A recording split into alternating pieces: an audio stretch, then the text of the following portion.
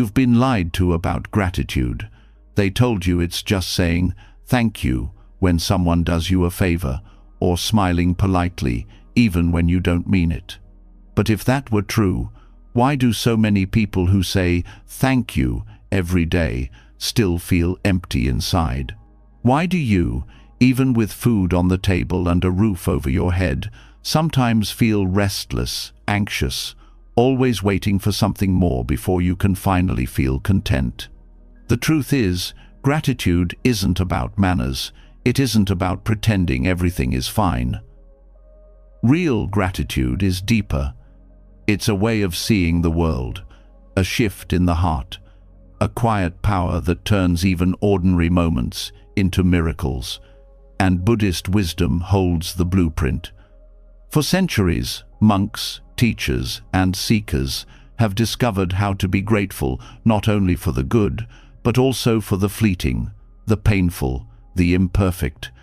They learned how to look at every breath, every step, every sunrise as a gift, not because life is easy, but because life is precious. Tonight, as you listen, something inside you will soften. The noise in your mind will quiet down, the weight you've been carrying will feel lighter, and your heart will open. You'll feel a kind of peace that doesn't depend on what happens tomorrow, because it's already here, inside this moment, inside you. And when you wake up, the world will look different, brighter, kinder. Enough. This isn't just another sleep story. This is a doorway to gratitude, to freedom, to a way of living where every day feels like a gift. Are you ready? Let's begin. So far, you've opened the door. You've felt the pull of a quieter kind of gratitude, the kind that doesn't depend on what you own or who approves of you, but on how you see the world. Before we move further, let's step into the first lesson. It begins with one of the simplest yet hardest truths to face. Nothing lasts. Every moment, every breath, every relationship, even every thought passing, shifting, gone as quickly as it comes. To some, this sounds frightening, but to those who learn to see it clearly, it becomes the source of the deepest appreciation for life. When you understand impermanence, known in Buddhism as anicca, the way you see the world changes. You stop treating moments as though they are endless and start treasuring them because they are brief. Think about the last time you heard laughter that warmed your heart. It didn't last forever. It rose, filled the air, and then faded. But wasn't its passing what made it so precious? If it went on forever, you wouldn't notice its sweetness. The truth is, everything gains value because it doesn't last. This teaching is not meant to depress you, but to awaken you. Many people resist change, holding on desperately to what feels good, trying to freeze time. But the harder you grip, the faster it slips away, and the more suffering you create. Gratitude, then, is born when you let go of this clinging. You begin to see that the flower in bloom is beautiful precisely because it will wither, that the meal tastes divine because it will soon be finished, that the people you love are worth cherishing because no moment with them will ever repeat itself exactly. To practice gratitude through impermanence, start by noticing the smallest shifts. The way morning sunlight moves across your wall, changing shade by shade until the room feels different. The warmth of tea in your hands cooling little by little until the cup is empty. The feeling of being tired giving way to sleep, and then the miracle of waking again. These are not ordinary events. They are constant reminders that life is always moving, always flowing, and that the joy of today can never be captured again. Gratitude begins the moment you recognize this flow and stop demanding permanence from what is never meant to stay. This understanding also softens the blow of loss. When something or someone leaves your life, the mind often screams, "It should have lasted forever." But impermanence whispers back, "It was never meant to." And within that whisper lies relief. Instead of resenting that it ended, you can feel thankful that it ever began. Even pain becomes lighter when seen this way. The worst heartbreak, the hardest season, even the sharp edge of grief, all of it will pass. Knowing this doesn't erase the hurt, but it gives you strength to endure it with patience and gratitude for the lessons hidden inside. Impermanence also teaches you presence, because once you see that everything is fleeting, you naturally want to be awake to it while it's here. You stop rushing through your meals, you stop half listening to conversations, you stop waiting for later to finally live. You learn to pay attention, not because you're forcing yourself to, but because you understand that this very moment will vanish. How can you not treasure it? When you eat, the flavors won't return in the exact same way. When you hear the rain tonight, tomorrow it will sound different. Even your own emotions are changing, flowing like waves. Gratitude becomes your natural response because you know you're standing in the middle of miracles that will never come back once gone. Anicca also reveals the hidden beauty in endings. Many people fear endings, but Buddhism teaches that without them, beginnings would never arrive. The setting sun is not just the end of a day, it is the promise of another dawn. The falling leaf is not just decay, it is the nourishment for new growth.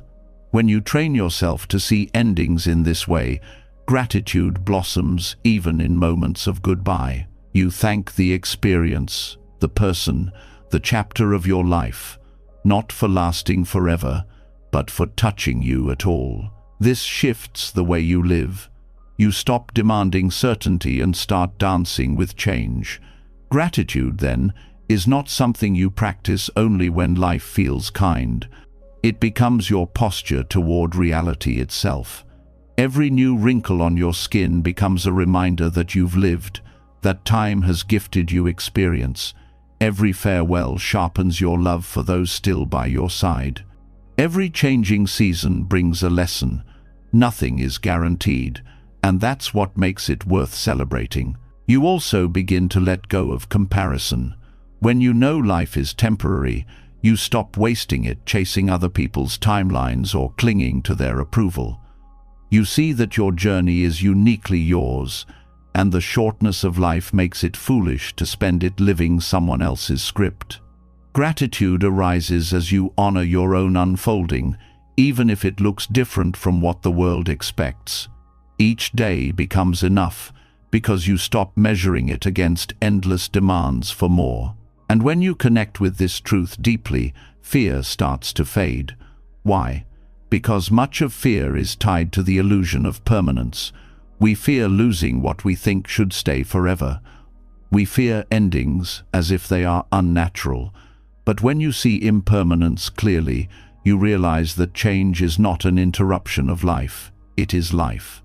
You can then face uncertainty with a calmer heart, grateful for the chance to experience each stage without expecting it to stay the same. This perspective also changes how you treat people.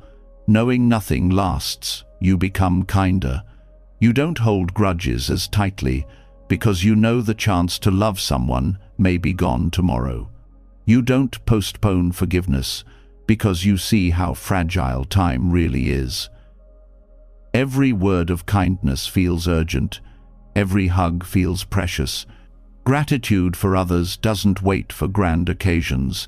It spills into daily gestures, small moments, simple acts. Even your relationship with your own body transforms. Instead of resenting aging or wishing to be different, you start to appreciate what your body allows you to do right now. Maybe your legs ache, but they still carry you through this day. Maybe your hair has changed, but it carries the years you've survived. Instead of clinging to a past version of yourself, you thank your body for staying with you through every shift, every stage. Living with gratitude for impermanence also strips away boredom. Boredom is the illusion that a moment has no value. But once you see that each moment is passing, boredom cannot exist. Even washing dishes becomes alive when you know this exact arrangement of bubbles, light, and sound will never return. Gratitude wakes you up to the fact that even the simplest action is unrepeatable. Anicca invites you to meet the unknown with open hands. When you accept that tomorrow will not look like today, you stop resisting the flow of life. Instead, you cultivate curiosity. What gift will the next moment bring? This isn't blind optimism. It's the recognition that even in hardship, impermanence guarantees movement. No storm lasts forever. No joy does either, but that only makes each one sacred. Gratitude grows in both directions, thankful that pain will pass, thankful that joy appeared at all. This way of living is not about detachment from life, but deeper connection to it. It's about leaning in fully, aware that each moment is like a wave rising and falling. You stop asking waves to freeze, and you stop being shocked when they disappear. You ride them with presence, you thank them for their rise, and you let them go when they return to the sea. Gratitude becomes the natural rhythm of this ride. The more you live with this awareness, the lighter your heart becomes. You stop filling your life with clutter, both physical and emotional, because you no longer need to cling. You realize that the value of life is not in how much you accumulate, but in how deeply you experience each fleeting moment. Gratitude, then, is not an effort. It is the only response that makes sense when everything is slipping through your fingers. Beautiful because it doesn't stay. As night falls and you rest, this truth becomes even clearer. Today has ended. You cannot hold it, you cannot return to it, and yet you can be grateful it happened at all. Tomorrow will come, or maybe it won't. Either way, this breath, right now, is enough. Gratitude arises in knowing you are alive in this fleeting instant, and that is a miracle beyond measure. When you begin to see impermanence clearly, life starts to feel lighter. Gratitude naturally blooms when you stop clinging to moments and allow them to pass with dignity. Yet, there is another truth waiting just beneath this one, a truth that is far less comfortable but equally transformative. While impermanence shows us the fleeting beauty of life, suffering reveals its hidden depths. Most people spend their lives trying to run away from discomfort, numbing it, hiding it, or pretending it does not exist. But suffering, known in Buddhism as dukkha, is not an enemy. It is a teacher, perhaps the most honest one you will ever meet. And if you let it, it will guide you straight into gratitude so profound that it could not have been found any other way. Suffering is universal. It does not matter how much money you have, how much success you've gained, or how carefully you plan your life. Pain comes to all. A broken heart, an illness, the loss of someone you love, the disappointments that seem to arrive uninvited. Each one of these experiences cuts deep. At first glance, they appear only as burdens, weights dragging you down. Yet, in Buddhist teaching, these are not punishments but opportunities. Without them, you might never awaken to the true richness of being alive. Gratitude does not grow in the shallow soil of constant ease. It takes root in the cracks suffering leaves behind. Dukkha teaches humility. When life is smooth, it is easy to believe you are in control. You make plans, chase goals, and think that effort alone guarantees results. But suffering reminds you that life is unpredictable. A single moment can alter everything. This recognition strips away arrogance and self-importance. You begin to see that you are part of something larger, that you are not the master of the universe, but a participant in its unfolding. From this place of humility, gratitude arises naturally, not as a forced thought, but as a genuine response. You learn to thank even the smallest gifts, knowing how easily they could be lost. Another blessing of suffering is the way it opens your heart to others. When you endure pain, you suddenly understand what it feels like to be vulnerable, to struggle, to cry in silence. This understanding creates empathy. You no longer dismiss another's pain as trivial, because you know how sharp it can be. And from this empathy comes connection. Gratitude deepens when you realize how suffering binds us together, how it allows compassion to bloom. Instead of feeling isolated in your pain, you see that you are part of a shared human story. Gratitude then arises not only for your own resilience, but for the bonds that suffering makes possible. Challenges also reveal hidden strengths. You never truly know how strong you are until life tests you. Adversity forces you to discover resources you didn't know existed: courage, patience, endurance, and wisdom. Think about the times you thought you could not go on, yet you did. Those moments become milestones of gratitude. You look back, not with bitterness, but with awe. I survived that, and I grew. Without hardship, these inner qualities would remain dormant, like seeds never watered.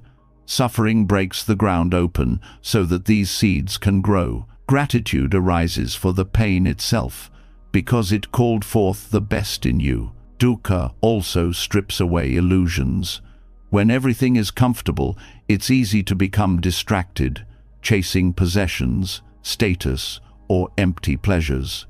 But when suffering arrives, all those illusions lose their shine.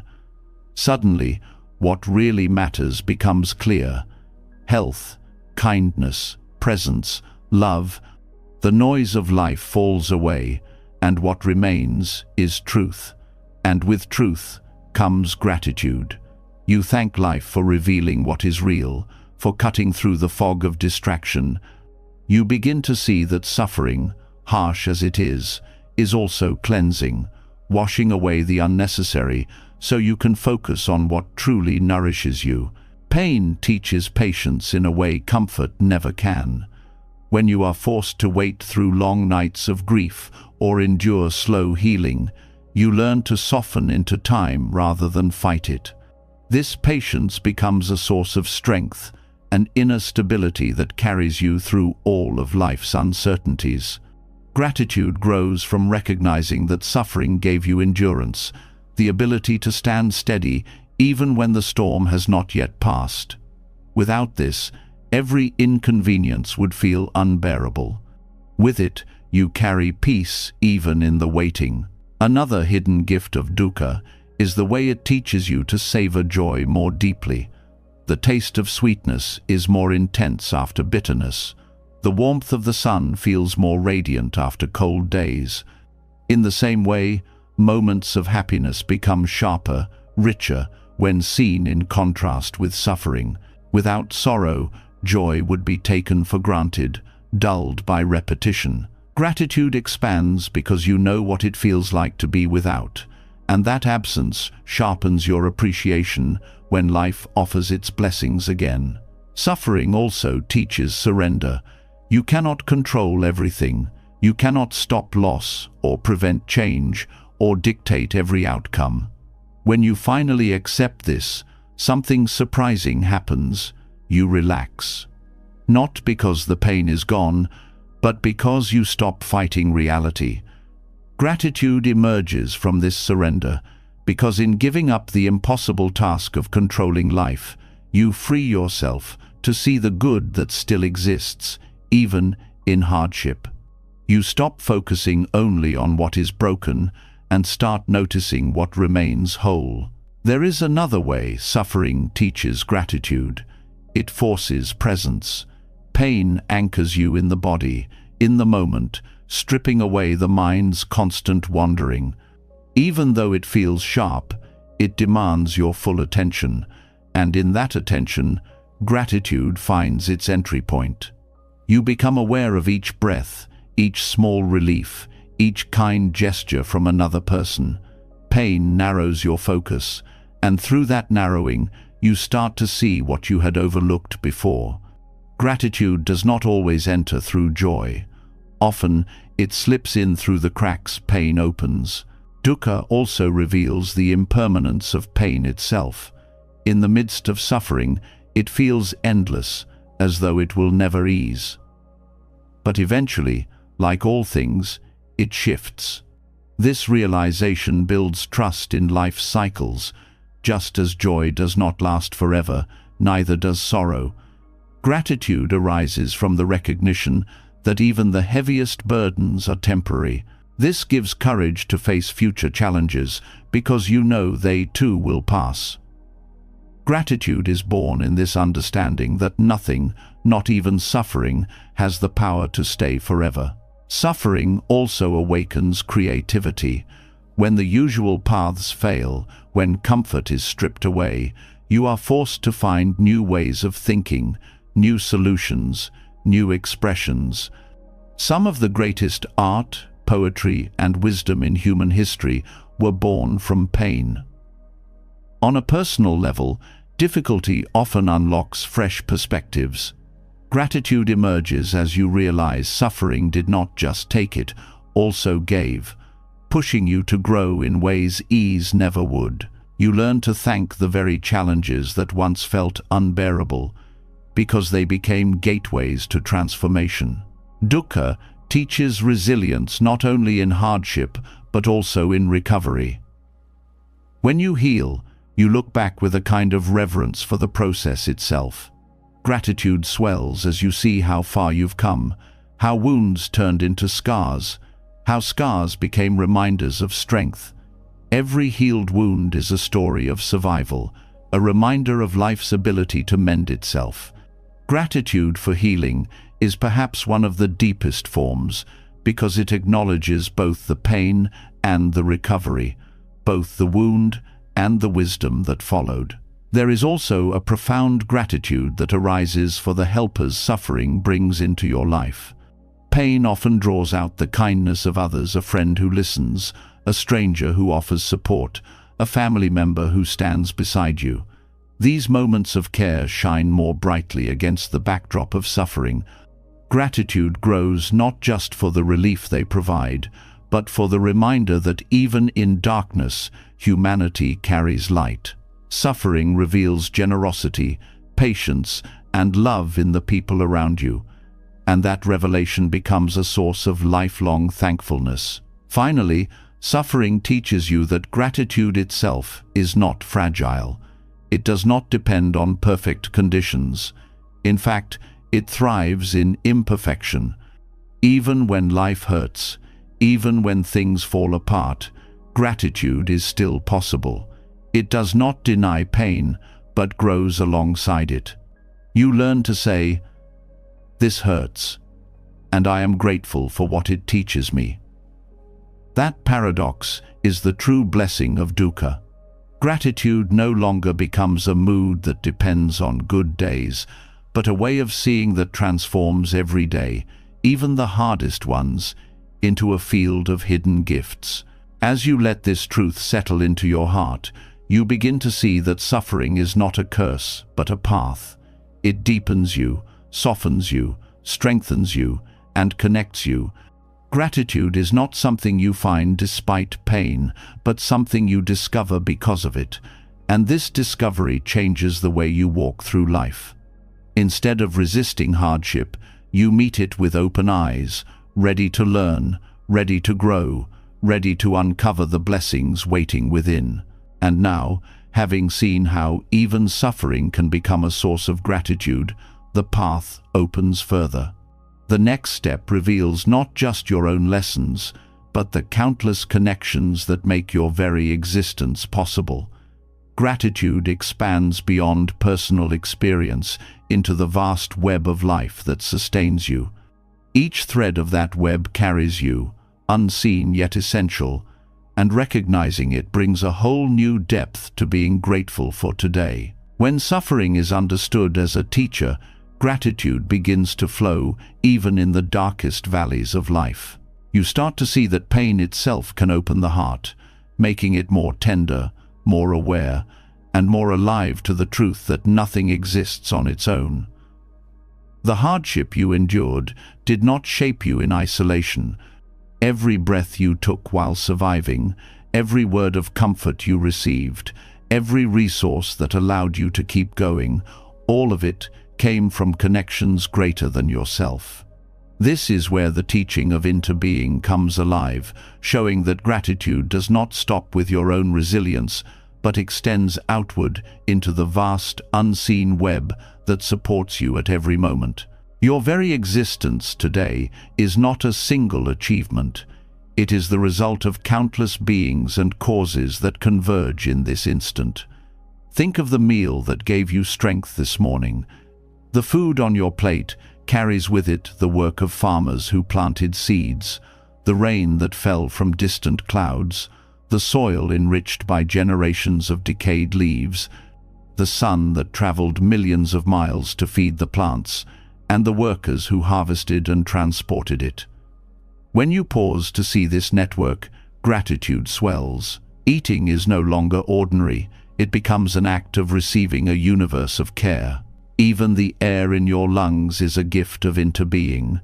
Trees, grass, and unseen forests far away release oxygen, without which you could not survive. In turn, your breath nourishes the very plants that sustain you. You are not separate. You are in constant exchange with the world, and gratitude grows when you recognize that every breath you take is shared. Breathing itself becomes a moment of thankfulness for the unseen collaboration of all life. Consider your body, the strength in your muscles, the beating of your heart, the clarity in your eyes. None of these belong only to you. They are the inheritance of countless ancestors who endured, survived, and passed their lives forward. Your DNA is a living record of struggles, victories, and love that shaped you before you even opened your eyes to this world. To live with gratitude for interbeing is to thank those who came before, not in abstract reverence but in real recognition that their lives still pulse within you today. This truth also appears in the simplest tools of daily life. A glass of water is not just water, it is rivers, rainfall, pipes, engineers, and communities that built the systems to carry it to you. A single shirt is not just fabric, it is cotton fields, textile workers, ships that crossed oceans, and hands that stitched. When you see this, gratitude shifts from something occasional to something constant, because you realize that nothing you touch is truly separate from others. Every comfort, every object, every resource is the result of countless invisible contributions. Interbeing also reveals gratitude in the challenges you've faced. When difficulty comes, it is often not only your own strength that carries you, but the presence of others. A doctor's knowledge, a friend's listening ear, the patience of teachers, the support of strangers, all of these weave into the story of how you endure. Gratitude expands as you realize that even in solitude, you have never truly been alone. The network of interbeing is always around you, visible or invisible, holding you up. This awareness softens the illusion of independence. Many people believe they are entirely self-made, that their achievements belong solely to their effort. But when you trace back every step, every success carries with it countless influences. The books you read were written by others. The skills you gained were taught by mentors. The opportunities arose because someone created paths before you.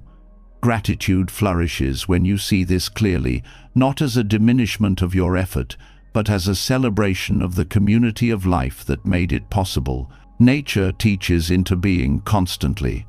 The rain that seems like an inconvenience is the same rain that allows crops to grow. The forest that shades your walk is also a home for countless creatures.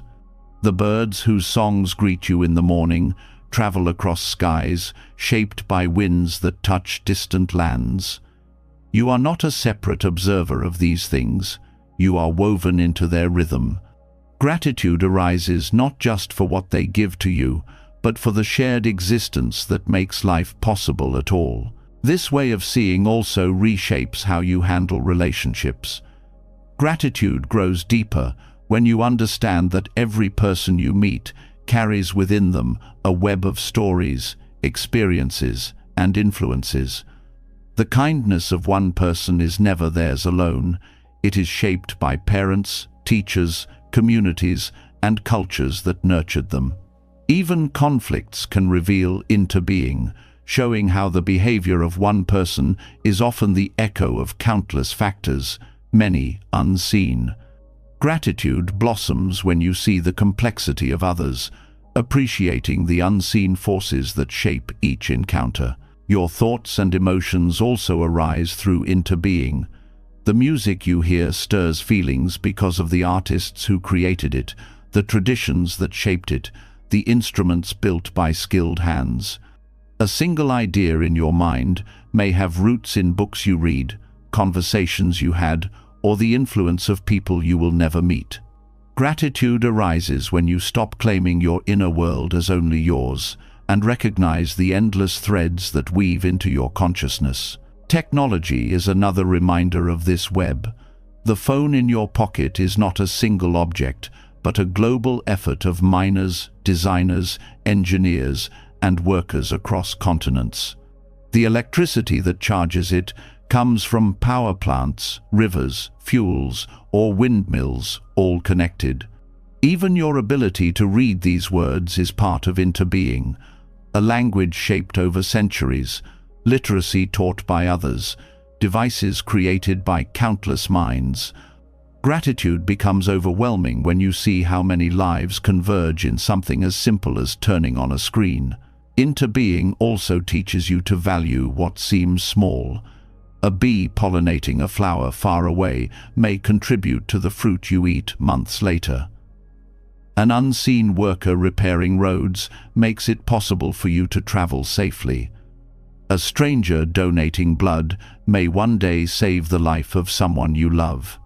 Gratitude expands as you recognize that your well-being rests on countless acts of service you may never witness, offered by people and beings who do not even know your name. Seeing this web clearly also reduces loneliness. When you feel disconnected, remembering interbeing reveals that you are never truly separate. The warmth of the sun touches your skin, the ground holds you steady, the food you eat carries the care of farmers you will never meet. Gratitude arises from realizing that isolation is only an illusion. In reality, you are in constant relationship with the entire world. This awareness also inspires responsibility. When you see how deeply connected everything is, gratitude compels you to care for what sustains you. You begin to thank the earth, not only in words but in action, choosing to live with less waste, to protect water and soil, to honor the cycles that make your life possible. Gratitude is no longer passive. It becomes active stewardship, a way of giving back to the web that has given you everything. Gratitude through interbeing also reshapes time. The present moment is not isolated. It carries within it the past and the future. Every step you take is shaped by history, and every choice you make influences what is to come. You are both the result of countless causes and a cause yourself, creating ripples that extend outward. Gratitude grows when you honor this position, thankful for the inheritance you've received and mindful of the legacy you are creating. Even suffering gains new meaning when seen through interbeing. The hardships you endure may one day strengthen someone else, your story becoming a source of guidance. Gratitude then arises not only for what you receive, but for the chance to contribute to the web. Your pain, transformed into wisdom, becomes part of the support others will rely on. Interbeing reveals that gratitude is not only about what flows to you, but also about what flows through you to others. Everywhere you look, the teaching of interbeing points back to the same truth.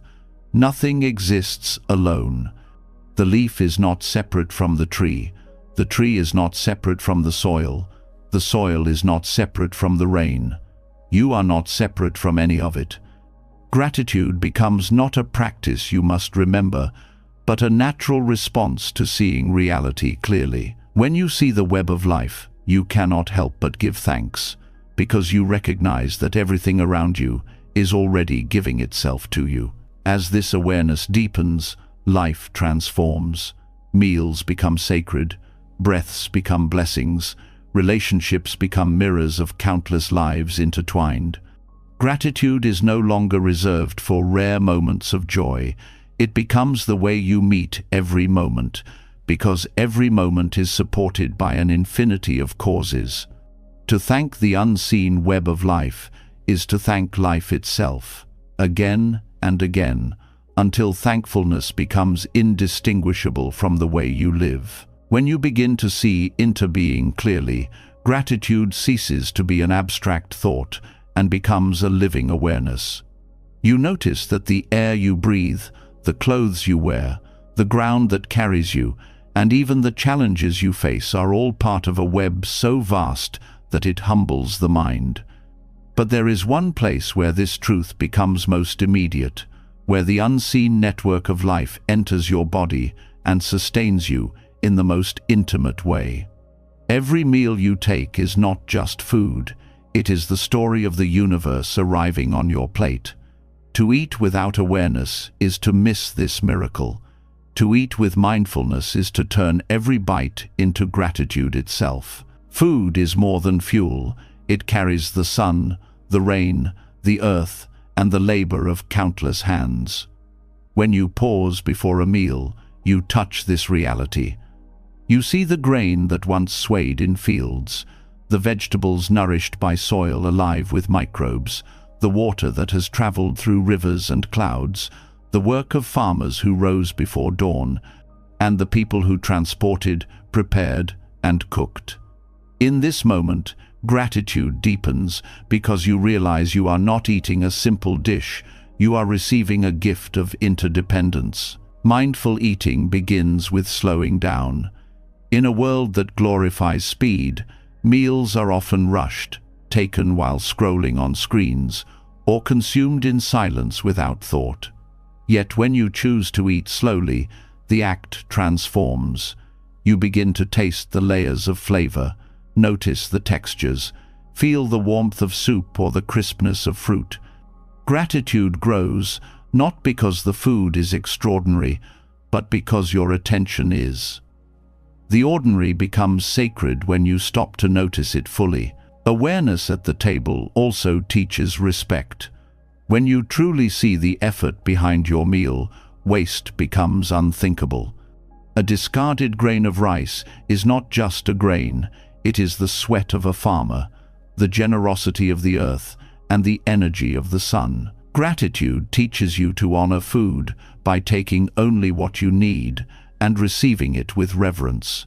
This respect extends beyond the meal into your whole way of living, shaping a deeper care for resources, for nature, and for all beings who make life possible. Mindful eating also reconnects you to your body. Often people eat while distracted, numbing emotions or filling emptiness without listening to the body's signals. But when you eat with awareness, you notice hunger as it rises, fullness as it arrives, and satisfaction when the body feels nourished. Gratitude flows when you realize your body communicates so clearly, asking only for balance. You begin to thank your body for guiding you, for digesting, for turning food into energy, for sustaining your life without needing your command. The practice also reveals how deeply emotions are tied to food. A bite of a family recipe may awaken memories of childhood, a scent may recall loved ones, and a simple cup of tea may soothe after a difficult day. Food becomes more than taste. It becomes a connection to time, to people, to experiences. Gratitude grows as you recognize these emotional threads, thanking not just the flavor but the memories, not just the nourishment but the love carried through meals. Eating with mindfulness also reshapes relationships. When you share a meal, you are not just sharing food, you are sharing gratitude. Conversations at the table become deeper when you are fully present, listening with the same attention you give to your food. Gratitude here is not silent. It is expressed through appreciation of company, through recognition of the effort someone put into cooking, through the joy of togetherness. Meals become ceremonies of connection, each bite binding people closer through shared presence. Gratitude through eating also awakens compassion. Many meals come through the labor of people who are unseen and often underappreciated. To eat mindfully is to remember the worker bent in the fields, the driver on the road, the cook in the kitchen. This awareness can inspire a desire to honor their effort, not only with words, but with choices, supporting fair trade, reducing waste, giving thanks for their unseen hands. Gratitude then becomes a bridge between you and those who made your nourishment possible, even if you never meet them. Food also reflects the seasons. A ripe fruit in summer, a warm stew in winter, fresh greens in spring, all carry the rhythm of the earth. When you eat in awareness, you taste not only the food, but the time of year, the cycles of nature that provide abundance. Gratitude here expands into a sense of belonging. You are part of the seasons, moving with them, receiving their gifts. Each meal becomes a reminder of the earth's generosity, a chance to align yourself with its natural flow. Mindful eating brings clarity about consumption itself. You start to see that food is not endless, that its abundance is fragile, dependent on balance in ecosystems and fairness in distribution. Gratitude then becomes inseparable from responsibility. You cannot be truly grateful while also careless, and so gratitude invites mindful choices, eating less meat to ease strain on the earth, choosing local foods to honor the land around you, or simply valuing what you already have instead of demanding more. The act of chewing becomes meditation. Each bite is an opportunity to slow the racing mind, to anchor yourself in presence. You feel the texture, the transformation from solid to nourishment, the simple act of swallowing. Gratitude for food merges with gratitude for the stillness it offers, the way it grounds you in now. Meals cease to be interruptions in the day, they become pauses of clarity, like bells calling you back to awareness. Gratitude also arises from realizing that food carries stories beyond your own. A spice from a distant country holds centuries of trade and tradition. A grain cultivated over generations reflects the perseverance of farmers who adapted to changing climates. Every meal is history served on a plate, culture and heritage woven into flavors. To eat mindfully is to honor these stories, to thank not only the food, but the countless lives and centuries that shaped it. There is also the gift of healing. Food restores energy after exhaustion, soothes the body when sick, and can even comfort the spirit in sorrow. When you pay attention, you see that nourishment is not mechanical, it is deeply caring. A bowl of soup when unwell, a cup of tea after grief, or bread shared in community, these are acts of healing made visible. Gratitude expands when you recognize that food has always been medicine, always been a source of renewal offered by life itself. In this practice, even silence is transformed. Eating without words, without distractions, allows you to meet your food directly. Each moment becomes full, complete, unbroken by noise. Gratitude deepens in this silence because you hear the food with your senses. You hear the crunch, the sip, the rhythm of chewing. Silence becomes a teacher, reminding you that gratitude does not need elaborate rituals. It arises when you meet life as it is. Mindful eating also reveals impermanence in a new way. Each bite disappears as it nourishes you. Each flavor fades. Each plate empties. Far from being sad, this impermanence makes the meal precious. Gratitude is heightened because you know it will not last. The sweetness of fruit, the warmth of bread, the aroma of spices all vanish, leaving only the memory and the energy they give. To thank them in their passing is to thank life itself for its constant giving. Eating mindfully even changes how you view hunger.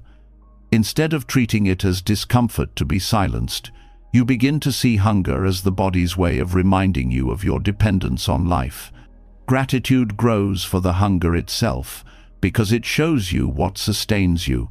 It keeps you connected to the rhythm of needing and receiving.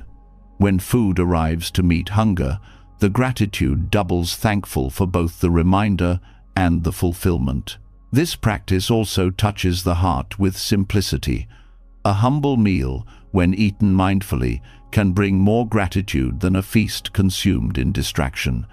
It is not the richness of the food, but the richness of attention that awakens thankfulness. A simple bowl of rice, a slice of bread, a piece of fruit when seen fully, these become treasures.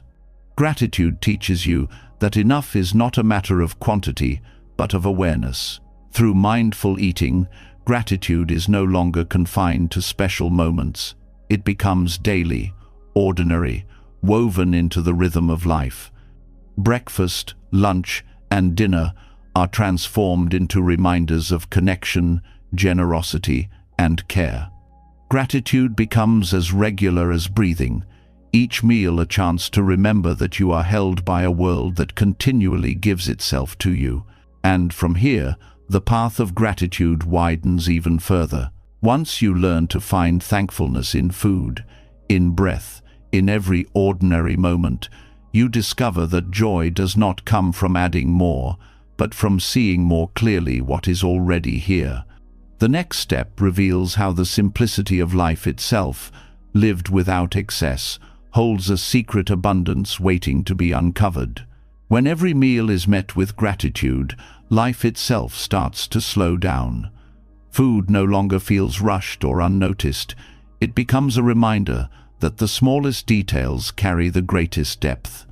From this awareness, it becomes clear that joy is not found in what is added, but in what is stripped away.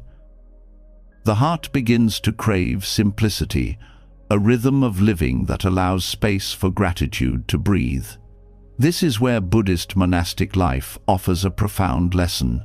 Far from being austere deprivation, its simplicity reveals an abundance most of the world overlooks.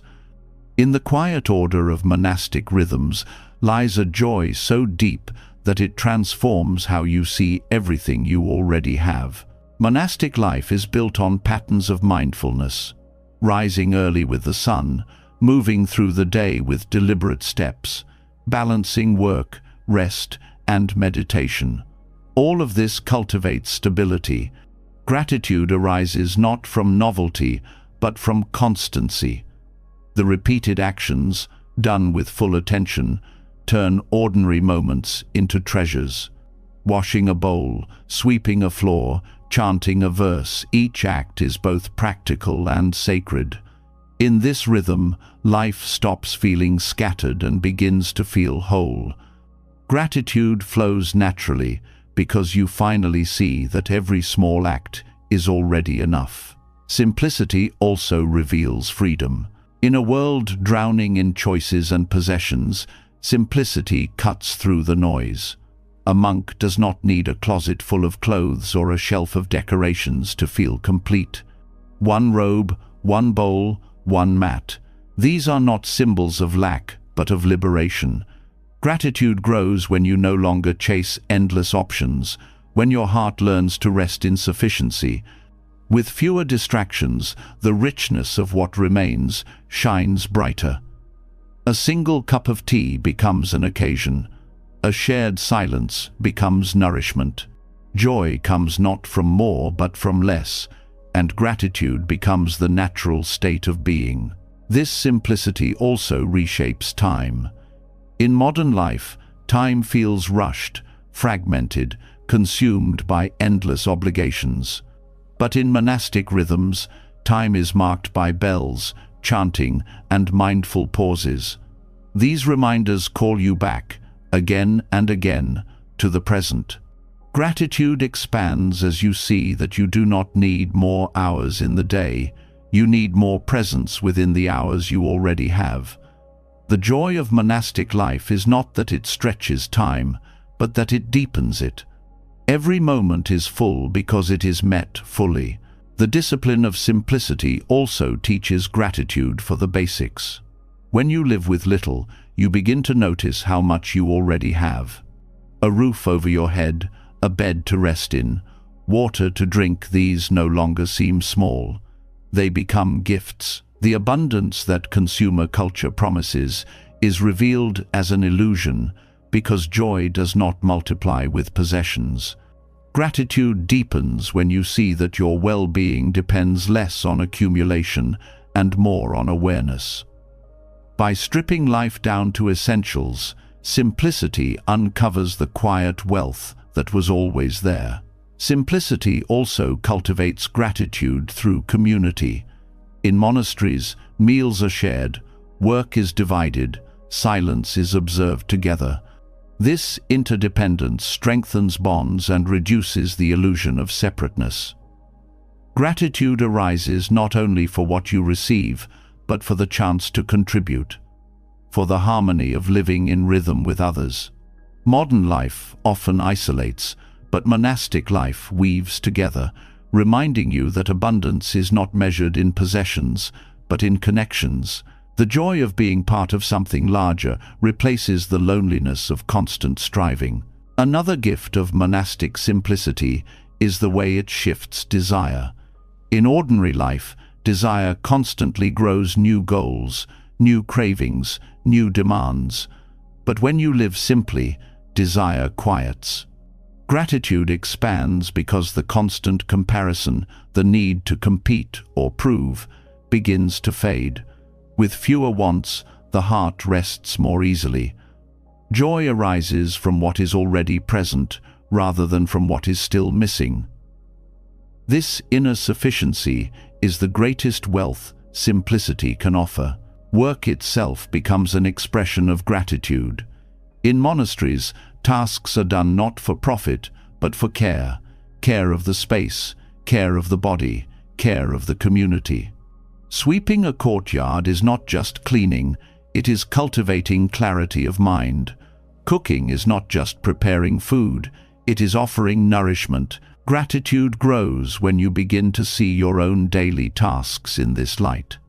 Folding laundry, washing dishes, tending to your home, all can be acts of reverence when done without hurry, without resentment, with attention to the life they sustain. Simplicity also deepens the appreciation of silence. In the modern world, noise is constant: screens, conversations, advertisements, background sounds. Silence is rare and often avoided.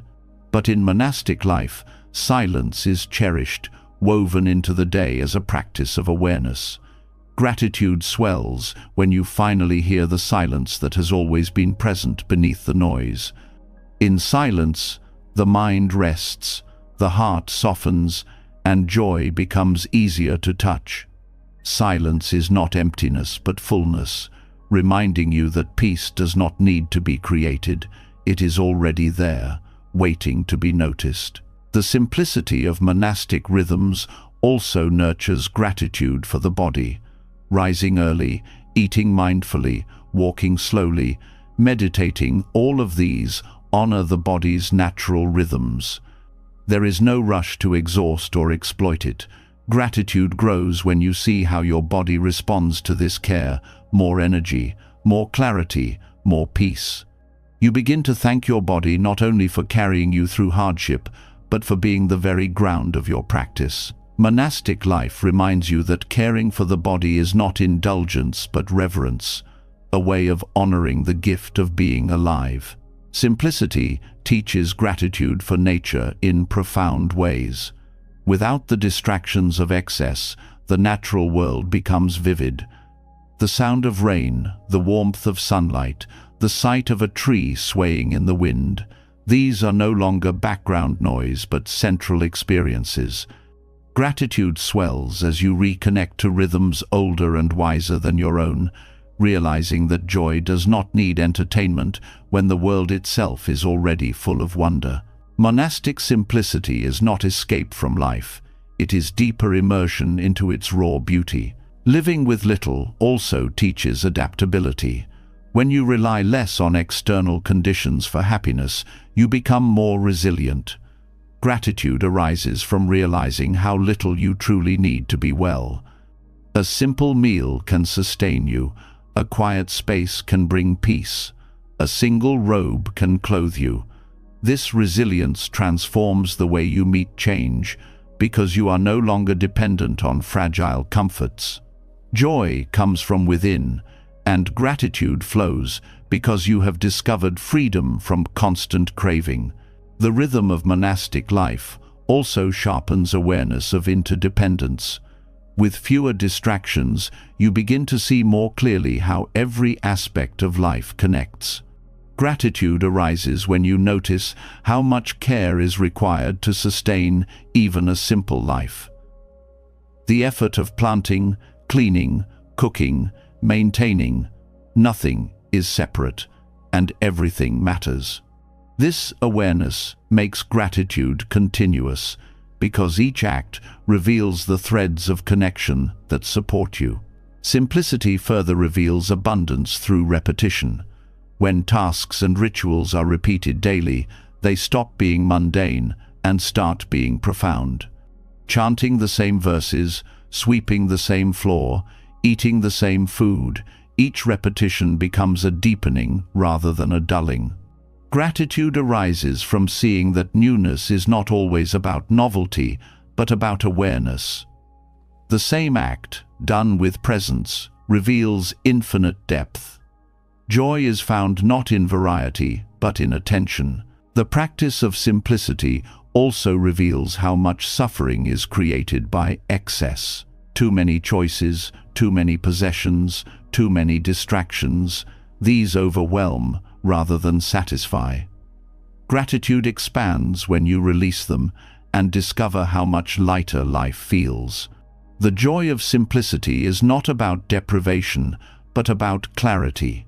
You see more clearly, feel more deeply, live more freely. Gratitude becomes your natural state because you are no longer burdened by what is unnecessary. Monastic rhythms also highlight the power of consistency. Gratitude is not found in grand gestures, but in steady practice. Daily meditation, mindful work, simple meals, each builds a foundation of stability. This constancy teaches you that joy is not a sudden gift, but a steady cultivation.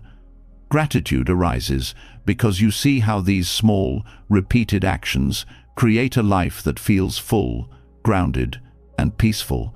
The joy of simplicity also reveals itself in contentment. When you stop searching endlessly for the next thing, you begin to rest in what is here. Contentment is not resignation, but appreciation. It is the quiet joy of realizing you have enough right now. Gratitude grows in this realization because you are no longer trapped in longing. You see that life already holds abundance, and that abundance is revealed only when desire becomes quiet. Through simple monastic rhythms, gratitude becomes inseparable from daily life. Every bell, every breath, every step becomes a reminder. Joy arises not from adding more, but from stripping away what hides the truth. Gratitude, then, is not occasional but constant, not dependent but steady. The abundance revealed by simplicity is not hidden in distant places. It is here, in the life you already live, waiting for you to notice. And from here, the journey continues. Once you taste the joy of simplicity, you begin to see gratitude, even in the most basic miracle of life, the breath itself. Each inhale becomes a gift, each exhale a release, and the rhythm of breathing becomes the first and most enduring teacher of gratitude. Simplicity in monastic rhythms uncovers a hidden wealth in what already surrounds you. Joy emerges not from adding but from noticing. not from owning but from being present. And yet, beneath even the rhythm of daily life lies something more fundamental, something so constant it is often overlooked. Before food, before shelter, before speech, there is breath. Without it, nothing continues. With it, everything is possible. Breath is the first and most intimate teacher of gratitude, always available, always giving, always reminding you of life's fragility and abundance in the same moment.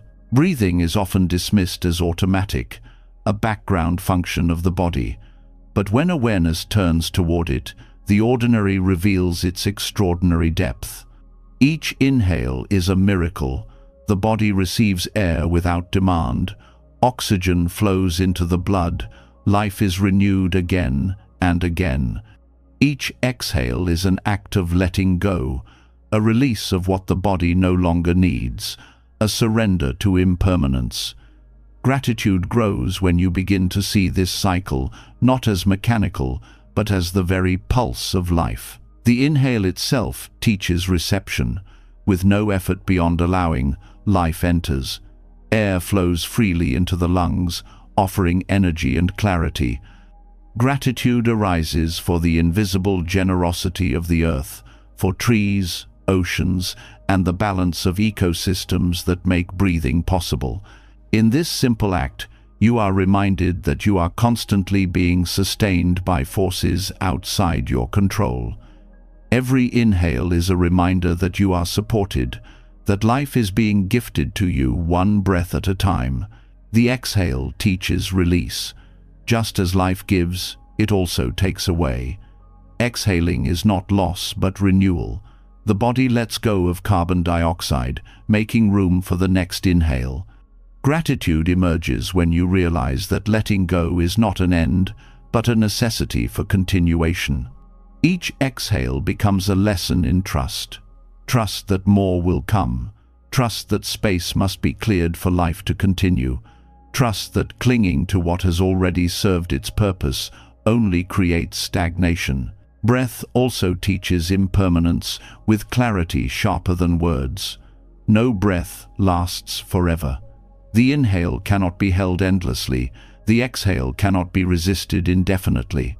Gratitude deepens as you see that life itself is a series of arrivals and departures. To resist this rhythm is to suffer.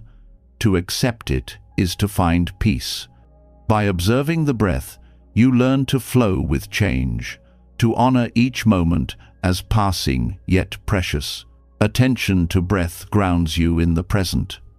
While the mind races through past regrets or future worries, the breath anchors you in now. Each inhale says, here. Each exhale says, now. Gratitude grows when you realize that presence is not something you must chase, but something that has always been waiting in your breath. This presence becomes medicine for restlessness, a balm for anxiety, a reminder that peace is available in the simplest of acts. Breath also reveals the interconnection between body and mind. Shallow breathing accompanies tension, while deep breathing nurtures calm. Gratitude expands when you see that you carry within you the ability to soothe your own being, not through external control, but through gentle awareness. The body, when given care, responds with ease. Gratitude becomes not only for the breath itself, but for the body's wisdom, for its ability to guide you back to balance through something as simple as inhaling and exhaling. The rhythm of breath is also a teacher of patience. Breathing cannot be rushed. No matter how fast you live, the breath remains steady, moving at its own pace. Gratitude deepens when you align with this rhythm, learning to slow down, to respect the body's tempo, to see that life does not require constant speed. Patience grows naturally when you follow the breath, and with it comes thankfulness for the calm that patience brings. Breathing highlights dependence on the natural world. Without trees, without oceans, without the delicate balance of ecosystems, there would be no oxygen to inhale. Gratitude arises when you see that every breath ties you to forests, rivers, winds, and unseen cycles that sustain you. To breathe is to be in constant relationship with the planet. Each inhale is a gift from the earth. Each exhale is a return. Gratitude expands beyond the self into reverence for the world that makes your breathing possible. The fragility of breath reveals life's preciousness. Missing even a few breaths brings urgency, fear, and the recognition of how thin the line is between life and death. Gratitude blooms when you realize how often you take this fragility for granted. Each breath is survival renewed. Each breath is proof that you are alive now, even if the future is uncertain. Gratitude becomes sharper, more immediate, when you remember how easily the breath could be lost. Breath also reflects emotion. In moments of anger, the breath grows hot and quick. In sadness, it becomes heavy and slow. In joy, it feels light and flowing. Gratitude arises when you notice this mirror, when you see that the breath gives you insight into your inner world without judgment. It shows you your state of being honestly, offering a chance to soften, to calm, to release. The breath becomes a teacher of self-understanding, and gratitude follows this self-knowledge. The cycle of breathing also teaches balance. Inhale and exhale, receiving and releasing, filling and emptying, neither can dominate. Gratitude emerges when you see that life thrives not in extremes, but in rhythm. Breath shows you that balance is not static but dynamic, a constant movement between opposites. Gratitude for this balance deepens as you learn to apply it beyond the body into relationships, choices, and the flow of life itself. Breathing is also communal. When you breathe, you share the same air with all beings. The exhale of one becomes the inhale of another. Gratitude arises when you recognize that you are always in exchange with others, human and non-human, near and far. You are never truly separate. Each breath is a bond, invisible but real, connecting you to the world. Gratitude then becomes not only personal but collective, honoring the shared breath of all life. Awareness of breath can also transform suffering. In moments of pain or fear, focusing on the breath steadies the mind. Even when the body struggles, the breath offers grounding, a way to remain present with what is difficult without being overwhelmed. Gratitude grows from the recognition that breath is always available as a refuge, a constant companion that supports you in silence. Breath reveals generosity. No one owns the air. It is given freely, without discrimination, sustaining every being equally. Gratitude arises when you reflect on this, recognizing that life itself is built on generosity far greater than human control. The breath is a daily reminder that abundance is not found in ownership, but in sharing. Gratitude deepens when you embody this truth, choosing to live generously in return. The practice of observing breath also teaches discipline. Returning again and again to the inhale and exhale strengthens attention. The mind wanders, but the breath is always there, waiting. Gratitude grows when you see that you need not chase stability in distant places. It is already available in the breath that rises and falls within you. Discipline born of breath is not harsh but gentle, a practice of returning, of beginning again, endlessly supported by life itself. Every breath also carries memory. The air you breathe today has cycled through forests, oceans, mountains, and the bodies of countless beings before you. To inhale is to touch history, to participate in a flow that stretches back beyond your lifetime. Gratitude arises when you realize that breath is a link between past and present, a continuity of life that connects you to ancestors, to earth, to the unfolding of existence itself. Breath is also a reminder of equality. Regardless of wealth, status, or belief, every person breathes. Gratitude deepens when you see this commonality, when you recognize that beneath differences, the breath unites all beings. The same rhythm sustains everyone. Gratitude then becomes not only appreciation for your own breath, but reverence for the shared life that binds humanity together. In the stillness of night, when distractions fade, the breath becomes even more vivid. Each rise and fall of the chest is a lullaby of presence, a rhythm that carries you into rest. Gratitude grows in the quiet, when you notice how the breath does not demand your awareness, but offers its gift anyway. To thank the breath is to thank life itself, again and again, with every inhale and exhale. When you come to see breath as the first teacher of gratitude, you realize that gratitude does not require external events, possessions, or achievements. It is already woven into the act of being alive. Every inhale is a gift you did not earn. Every exhale is a release you cannot avoid. To live with this awareness is to live in constant thankfulness, carried by the breath that sustains you, moment after moment, until your final one. And from this most intimate teacher, the path continues outward. Once you learn gratitude in the breath, you begin to see it even in what seems empty. Silence, space, and absence reveal their own gifts, and gratitude expands to embrace not only what fills life, but also what opens it. The next lesson lies in the quiet expanses that allow life to exist at all. Breath shows you that gratitude is woven into every moment, as each inhale gives life and each exhale teaches release. Yet, behind breath itself lies something even more subtle, something that is easy to overlook precisely because it appears empty. Between the inhale and the exhale, there is space. Around every object, there is openness. Within every pause, there is silence. At first glance, emptiness feels like nothing, but in truth, it is the foundation of everything. In Buddhist teaching, this is called shunyata, the emptiness that is not void but potential, the silent teacher that reveals abundance in absence. Gratitude deepens when you realize that without space, nothing could exist at all. Space gives form its meaning. A cup holds water not because of its solid walls, but because of the emptiness inside. A house shelters not because of its bricks, but because of the space they enclose. Even words carry meaning only because of the silence between sounds.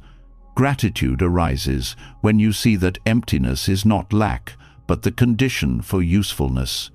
To appreciate space is to see that what often feels invisible is the very thing that allows life to function. Emptiness also teaches humility. The self you cling to so tightly is not a solid, unchanging entity. It is made of countless conditions, body, thoughts, feelings, history, all shifting, all interdependent. Gratitude grows when you see that the fixed identity you once believed in is itself empty of permanence. This emptiness does not erase you, it frees you. It allows you to be flexible, open, alive. Gratitude emerges as you realize that emptiness makes growth possible because nothing is locked in stone. Silence, too, is a form of emptiness that teaches. Without silence, music would be noise, speech would be chaos, thought would have no clarity. The pauses are what shape the sounds. Gratitude arises when you begin to thank silence, not only as absence, but as presence, the fertile ground on which communication rests. In silence you meet yourself. In silence you listen deeply. In silence you uncover wisdom that words cannot reach. Space is also what allows relationship. Between two people, there must be space, the room to breathe, to be, to grow. Too much grasping suffocates, too much control stifles. Gratitude grows when you honor the space in relationships as a gift, a reminder that love flourishes not by erasing difference, but by allowing openness. Gratitude is not only for closeness but also for distance, for the emptiness that lets connection breathe. Emptiness also reveals possibility. A blank page is empty, yet it holds infinite stories. An empty room may feel bare, yet it is full of potential gatherings, conversations, and lives. Gratitude emerges when you stop fearing emptiness as absence and start seeing it as promise. Shunyata teaches that nothingness is not deadness, but potentiality, the field from which everything arises. Thankfulness deepens when you honor emptiness as the silent womb of creation. The teaching of emptiness also frees you from attachment. When you recognize that all things are empty of fixed essence, you stop clinging so tightly. Gratitude grows as you see that even the hardest moments carry emptiness, meaning they too can change, dissolve, and give birth to something new. Emptiness makes transformation possible. Gratitude arises not only for the forms that appear, but for the openness that ensures they can never trap you forever. Space in your life is also a teacher. In a world obsessed with filling every moment, emptiness feels uncomfortable. But when you allow gaps, unstructured time, uncluttered rooms, pauses in conversation, you find rest. Gratitude expands when you see that emptiness restores, emptiness heals, emptiness invites creativity. Without space, life suffocates. With space, joy has room to unfold. Shunyata also teaches equality. Because nothing has an independent, permanent essence, all things are interdependent and of equal value. Gratitude grows when you see that no being is separate, no one superior, no thing self-existing. Emptiness levels, arrogance, reminding you that everything arises together, supported by everything else. Gratitude becomes reverence for this shared emptiness, for the truth that life belongs to no one and yet includes everyone. Space allows awareness to arise. In meditation, when you quiet thoughts, you encounter the vast openness of mind. At first it may feel empty, but soon you realize this emptiness is freedom, it is clarity, it is peace. Gratitude arises for this inner space, the quiet within that makes it possible to see without distortion. Without emptiness, the mind would be crowded with endless chatter. With emptiness, it becomes clear as a sky after storm. Even suffering, when seen through the lens of emptiness, carries hidden relief. Pain feels solid, unchangeable, overwhelming, but emptiness reveals that pain too is constructed, arising from conditions, lacking permanence. Gratitude emerges when you realize that no suffering is absolute, that within its very structure lies the potential to dissolve. Emptiness softens despair, turning even hardship into a doorway for transformation. Gratitude also arises for the way emptiness shapes beauty. The sky is beautiful because it is vast and open. A garden is peaceful because of the spaces between trees, the quiet between blooms. A painting breathes because of the empty spaces between strokes. Gratitude for emptiness awakens a new way of seeing, where absence itself becomes presence, where gaps reveal meaning rather than deny it. Space also teaches generosity. A crowded mind clings, a crowded life hoards. But when you create emptiness by letting go of possessions, by clearing schedules, by releasing grudges, you make room for others. Gratitude expands when you see that emptiness is not selfishness but offering. To give space is to give freedom. To embrace emptiness is to allow others to grow. Gratitude flows when you live lightly, leaving space for the world to breathe. Emptiness reveals impermanence in its purest form. Forms arise and pass away, leaving space behind. That space is constant, untouched, waiting for the next arising. Gratitude arises when you realize that while all forms shift, the openness remains. There is comfort in this constancy, in knowing that space itself cannot be destroyed. Gratitude deepens as you rest in this truth, finding stability not in forms, but in the emptiness that holds them all. Shunyata also teaches interconnectedness in a profound way. Because everything is empty of self, everything exists only through relation. A flower is empty of independent being, but full of soil, rain, sunlight, time, and care. Gratitude emerges when you see that emptiness does not mean nothingness. It means fullness of connection. Every empty thing is a doorway to interbeing. Gratitude grows as you recognize that emptiness itself ties all life together. When you meet emptiness directly, fear dissolves. Much of fear arises from the clinging to self, to permanence, to certainty. Emptiness reveals there is nothing fixed to lose. Gratitude arises when you understand this, because it means you are free to live without fear of what will end. Emptiness becomes liberation, a teacher that shows you how to live lightly, gratefully, without chains. In daily life, gratitude for space appears in the simplest ways: the pause between tasks, the breath between words, the silence of a morning before the world wakes. These are not wasted, they are gifts. Gratitude deepens when you stop filling them with noise and start honoring them as moments of renewal. Emptiness gives rhythm to life, making activity meaningful, making rest restorative. Even death can be seen through this lens. The body dissolves, the self returns to emptiness. But emptiness is not destruction, it is return to possibility. Gratitude arises for this mystery, for the reminder that endings are not final, but transformations. To thank emptiness is to thank the groundless ground from which all life springs and to which it returns. The silent teacher of emptiness shows you that life is not defined by what is present alone, but also by what is absent, by the spaces that hold form. Gratitude deepens when you honor both the fullness of form and the openness of space. When you live this way, every silence becomes music, every emptiness becomes abundance, every absence becomes a reminder of possibility, and so the path continues. Once you learn to bow to emptiness as a teacher, you begin to see that even karma, the unfolding of causes and effects, pleasant or difficult, becomes an opportunity for gratitude.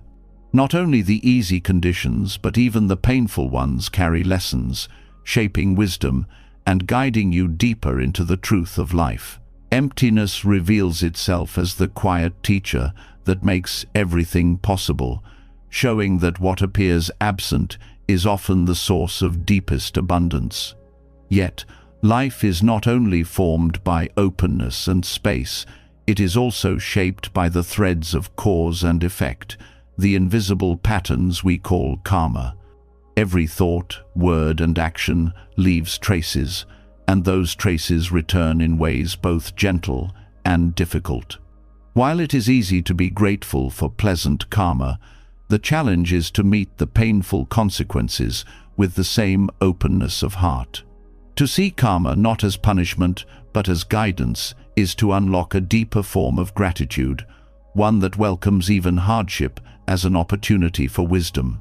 Karma is often misunderstood as fate, as if life is rigidly predetermined by past actions. In truth, karma is a dynamic law of cause and effect, constantly shaping and reshaping experience. Gratitude arises when you realize that karma is not about judgment, but about learning. Every difficulty carries within it a lesson, every setback a message, every disappointment a doorway to growth. Gratitude begins when you stop asking, "Why me?" and start asking, "What can this teach me?" When painful karma appears, it strips away illusions of control. Plans collapse, relationships end, health falters. In those moments, the ego resists, demanding fairness. But gratitude grows when you begin to see that these experiences force you to cultivate resilience, patience, and humility. They reveal how little you truly control and how much you still have to learn. Gratitude arises not for the suffering itself, but for the wisdom it calls forth. Difficult karma also exposes the patterns you carry. Perhaps it shows you anger that repeats, attachments that cling, or fears that dictate choices. Without challenges, these patterns might remain hidden, quietly shaping your life. Gratitude deepens when you recognize that painful karma acts as a mirror, reflecting back the habits that need attention. Without this reflection, growth would stagnate. Thankfulness comes when you realize that the discomfort is pointing directly to the places where freedom is possible. Another blessing of karma is its reminder of responsibility. Every action matters. Harsh words ripple outward. Kindness does too. Gratitude grows when you see that you are not powerless but continually creating conditions for your future. Even when past actions bring hardship, you can plant new seeds through mindfulness and compassion. Gratitude arises from this empowerment, from knowing that today's choices can soften tomorrow's difficulties. Karma also teaches forgiveness. Often, the hardest lessons come not from strangers, but from those closest to you. Betrayal, conflict, and misunderstanding all sting deeply. Gratitude begins when you see these experiences as part of karmic unfolding, not as random cruelty.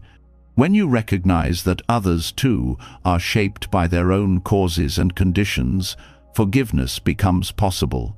Gratitude emerges as you release resentment, realizing that even the painful encounter gave you insight into patience, compassion, and the shared struggles of being human. Difficult karma also refines compassion for others. When you experience loss, you understand grief more deeply. When you face illness, you feel tenderness for those suffering the same. Gratitude arises when you realize that your pain connects you to others, making your heart more spacious, more tender. Karma, in this way, turns personal hardship into a bridge of empathy, and gratitude flows for the deeper bonds it creates. There is also a lesson in impermanence within karmic unfolding. No result, however painful, lasts forever. A period of suffering will shift, just as joy does. Gratitude emerges when you remember that karma is fluid, not fixed. Each moment carries the possibility of change, of renewal, of transformation. Even the hardest lessons lose their sharpness with time, leaving behind wisdom in place of pain. Gratitude for karma also grows when you see how it weaves your life into a tapestry larger than yourself.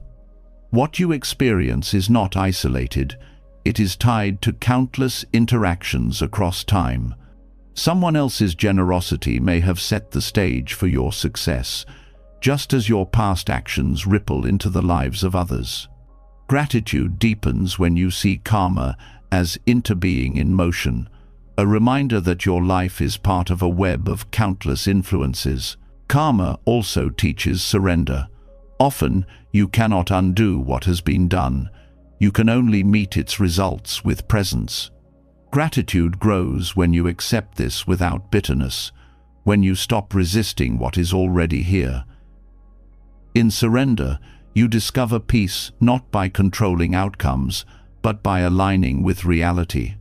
Gratitude arises for this shift in perspective, because it frees you from the exhausting struggle of demanding that life unfold differently than it does. Another gift of karma is the way it teaches discernment. Through experience, you learn which actions lead to suffering and which lead to peace. Gratitude deepens when you realize that even painful consequences sharpen your wisdom, making you more skillful in choices ahead. Karma becomes not a burden, but a teacher, guiding you to live with greater awareness. Even joy carries karmic lessons. Gratitude expands when you realize that moments of ease and success are not random, but the ripening of seeds you once planted. Instead of taking them for granted, you begin to honor them, seeing them as reminders that your actions matter. Gratitude arises both for the sweetness of joy and for the path that created it, reminding you to keep planting seeds of kindness, patience, and generosity. Karma also teaches equanimity. Life brings both pleasant and unpleasant results, and gratitude grows when you stop clinging to one while rejecting the other. By meeting both with balance, you discover peace that is not dependent on constant pleasure. Gratitude emerges for the wisdom that karma offers, teaching you to embrace life's full spectrum without being trapped by it. Through karmic lessons, you also learn humility. When hardships come, you realize you are not exempt from life's laws. Gratitude arises for this humbling because it softens pride and deepens compassion. Humility makes you more open to learning, more receptive to truth, and more connected to others. Karma's difficult lessons often carry this gift, and gratitude grows when you see the value in being humbled. Gratitude for karma deepens when you realize that it shapes your path of practice. Without difficulty, there would be no reason to turn inward, no push to seek wisdom. Many turn to spiritual practice, not because life is easy, but because karma presents pain that cannot be ignored. Gratitude arises for these turning points, even when they come wrapped in hardship, because they awaken the search for truth and freedom. Karmic lessons also invite you to cultivate patience with life itself. Results often ripen slowly, not in the timeline you desire. Gratitude grows when you learn to trust this unfolding, to accept that seeds may take years to bear fruit. Patience becomes gratitude in action, a recognition that life's timing is its own, and that wisdom often emerges only when conditions are fully ready. In reframing karma as teacher, gratitude becomes more stable. It no longer depends on only receiving what you like. It becomes resilient, able to bloom even in difficulty. Gratitude deepens when you see that karma, in all its forms, is not against you but guiding you, always pointing you toward greater awareness, compassion, and balance. When you live this way, karma ceases to be a source of fear and becomes a source of reverence. Gratitude is not just for the sweet fruits but for the bitter ones too, because both nourish growth in different ways. Life's lessons, though sometimes harsh, are always instructive. Gratitude grows when you realize that every experience, pleasant or painful, is part of your unfolding path. And as this gratitude for karma takes root, the journey opens further. Each step you take, each lesson you receive, each seed you plant, connects you more deeply to the earth beneath your feet. The practice of gratitude moves from the realm of thought into movement, into the simple act of walking. The next lesson invites you to recognize that every step is a thank you to the ground that holds you, to the earth that sustains you, to the path that never fails to meet your feet. Karma shows you that every action carries a lesson, every moment a chance to grow. Gratitude blossoms not only in what pleases you, but also in what challenges you, because both are part of the same unfolding path. Yet lessons are not always found in reflection or memory. They can also be discovered in the simplest act of being alive right now. Few practices reveal this more clearly than walking meditation. Each step is a reminder of the earth that holds you, of the connection between your body and the ground, of the life that quietly supports you with every movement. Gratitude deepens when walking is no longer just a way of moving, but a way of thanking. Walking is often treated as a means to an end, a way to get from one place to another. But in mindful walking, the journey itself is the destination. Every step becomes a chance to return to presence, to feel the contact of your foot with the ground, to notice the rhythm of your body in motion. Gratitude grows when you stop rushing past these details and start honoring them. Each step whispers, "I am alive. Each step says, "The earth supports me." Walking becomes prayer, a constant thank you offered to the ground beneath you. The practice begins with awareness of contact. As your foot touches the earth, notice the firmness, the softness, the texture. Gratitude arises for the stability of the ground, for its quiet willingness to carry you without complaint. This recognition brings humility. You realize that no step is possible without the earth beneath. Gratitude becomes embodied, felt not as an idea but as weight and balance, as the ground meeting your body again and again. Walking meditation also slows the mind. The steady rhythm of steps grounds you, drawing attention away from restless thoughts into direct experience. Gratitude grows when you realize that the earth itself anchors you, calming your mind not through effort, but through its steady presence. Each step becomes a reminder that peace is available, that you are already supported, that you do not need to run anywhere to find it. This practice also teaches reverence for the body. Walking reveals muscles, balance, breath, coordination, all working together to carry you forward. Gratitude arises for legs that move, for lungs that expand with effort, for the body's quiet strength. Even if there is pain or stiffness, gratitude grows when you see that your body continues to serve you, step after step, without demanding recognition. Walking meditation transforms movement into appreciation for the gift of embodiment itself. Each step is also a reminder of interconnection. The earth beneath your feet is not inert, it is alive with history, with minerals from ancient mountains, with soil that once held forests, with the ashes of ancestors. Gratitude deepens when you realize that you are not walking on dead matter, but on a living ground that has nourished countless beings before you. Every step connects you to time, to generations, to the cycles of life. Walking meditation reveals the miracle of balance. Each step is a delicate act, shifting weight, finding stability, moving forward without falling. Gratitude grows when you see how this balance mirrors life itself.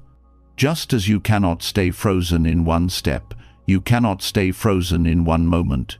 You must move, adjust, trust the next placement. Gratitude arises for this lesson carried in the body. Balance is not stillness, but constant adaptation, and the earth is always there to catch you. The practice also teaches patience. Walking slowly, deliberately, is a challenge in a world of haste.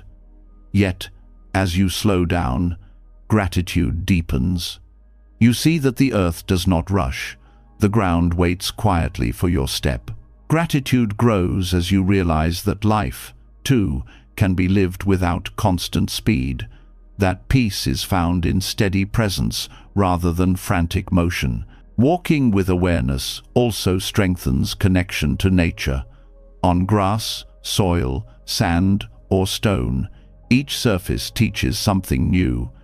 Gratitude expands for the diversity of the earth, the coolness of morning dew, the warmth of sunlit pavement, the softness of moss, the firmness of rock. Each texture is a reminder of the earth's generosity, offering countless experiences beneath your feet. Gratitude becomes sensory, alive in touch, sound, and rhythm. This practice also reshapes your relationship with the environment. As you walk mindfully, you see the fragility of the ground soil eroded by misuse, paths worn by overuse, ecosystems threatened by neglect. Gratitude arises not only for what the earth gives, but also for the awareness that you must give back. Walking meditation becomes an act of stewardship, a vow to tread gently, to honor the ground that sustains you. Walking slowly also brings clarity about impermanence. Each footprint you leave behind fades quickly, erased by wind, water, or time. Gratitude grows when you see that this impermanence mirrors your life. Each step is unique, never to be repeated, disappearing even as it is made. Gratitude deepens when you recognize that this fleeting nature makes each step more precious, each moment more worthy of attention. Walking meditation also teaches equality. The earth does not discriminate. It supports every being, equally rich or poor, strong or weak, human or animal. Gratitude arises when you recognize this impartial generosity. Each step becomes a reminder that you are part of a larger whole, sustained by a ground that asks nothing in return. Gratitude flows as you honor this equality, as you see yourself not as separate, but as one among many held by the same earth. The practice also transforms suffering. When your heart feels heavy, walking slowly, step by step, brings relief. Each contact with the ground reminds you that you are not lost, not unsupported. Gratitude grows as you realize that the earth absorbs your weight, steadying you when life feels unstable. Walking becomes a way to release pain into the ground, to trust that you are carried even in hardship. Gratitude deepens because the earth offers comfort without words, without conditions. Walking with awareness also opens the senses. You notice birdsong, rustling leaves, the smell of soil, the feel of air. Gratitude arises for this symphony of life that often goes unnoticed in haste. Each step becomes an invitation to awaken, to thank not only the ground, but the entire environment that greets you as you move. Gratitude becomes a full-bodied experience, felt through sight, sound, smell, and touch. Walking meditation also teaches presence in community. When practiced with others, the steps align, creating a shared rhythm. Gratitude deepens when you feel this silent harmony, each person moving together, grounded in the same earth, breathing the same air. Gratitude here is not only for the ground but for the connection that mindful walking creates between people, a unity beyond words. The practice also reveals joy in simplicity. No special tools, no elaborate rituals, only the body, the breath, and the ground. Gratitude arises for this simplicity, for the accessibility of the practice, for the reminder that peace is always within reach. Walking meditation strips away complication, leaving only the profound truth that being alive and taking steps is already enough. Walking with gratitude also changes how you view the future. Each step is both movement and arrival. You do not need to rush toward distant goals, because every step is complete in itself. Gratitude grows when you realize that you are already where you need to be, that each step contains wholeness. Gratitude arises for the journey itself, not for distant destinations. When practiced deeply, walking meditation transforms your relationship with the world. The ground is no longer taken for granted, but honored as a constant gift. Gratitude deepens until each step feels like bowing, each step an offering of thanks. Walking becomes prayer, not in words but in contact, not in ritual but in presence. As this practice settles into your heart, you begin to see that gratitude does not belong only to the visible and tangible. Beyond the earth beneath your feet, there are other gifts waiting: the silence that allows sound to exist, the pauses that shape life, the noble quiet that deepens presence itself. The path now leads from the ground that carries you into the silence that surrounds you, inviting you to meet gratitude in the absence of words.